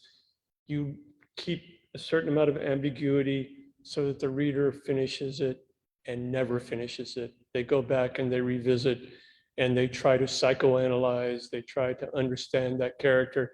And that character also ages with them, because your theories about Hamlet when you're an 18-year-old undergraduate are not going to be the same theories about Hamlet when you're a 60-year-old cab driver. And it's that ambiguity that allows the reader to supply the genius, not the author, but the reader supplies the complications and the nuances, if you can pull that off. And that's what I wanted to do with Lou. And one of the questions I wanted you to ask about Lou as you read this book and finish it was just how insane is Lou? There's some evidence that Lou is very unhinged, and there are times where he seems sane, but I wanted him to have that quality of where the reader would question how crazy was Lou. Because he has blackout moments that he can't remember, and suddenly he's parked somewhere else, and he has these UFO experiences and things like that. So I like the ambiguity, so I'm going to avoid answering that question, though it sure took me a long time not to answer it. No, that's fine. And that teaches me a lot about how to approach writing. So I appreciate you answering that. And I did find myself wondering how sane he was at times, but I was with him on this crazy taxi ride. So thank you for sharing and thank you for answering. Okay, thank you. I appreciate it. I've never taught an MFA. I've never taught creative writing. I haven't lived my life, inside the academic communities. Yesterday, somebody called me an outlier here. So you're kind of an outlier at the conference. I go, yeah, I guess I kind of am. But one of the best, since this is my one opportunity to speak with MFA students, and the students here have been kind to me in the past, and I appreciate that. The best advice I ever got about writing was given to me by a manic depressive graduate student when I was an undergraduate. And he said, acknowledge the problem. Always acknowledge the problem. If your plot is a little bit too convenient, don't change your plot, just acknowledge the problem.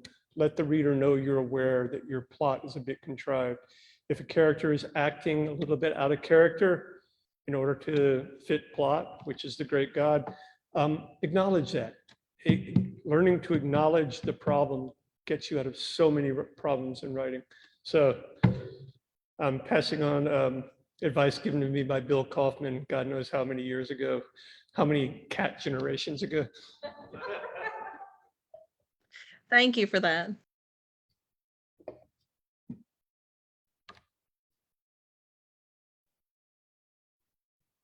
All right. Well, I've had a wonderful time this week. I've enjoyed everybody's questions. I've enjoyed the readings. I've enjoyed being around poets. I hadn't been around many poets in many years, and I forgot how inspiring they are. Back when I knew Jack as a grad student, most of my friends were poets. And I've really just enjoyed the readings here tremendously, the people, and I just want to thank everybody for having me and wish you all the best luck. Thank you.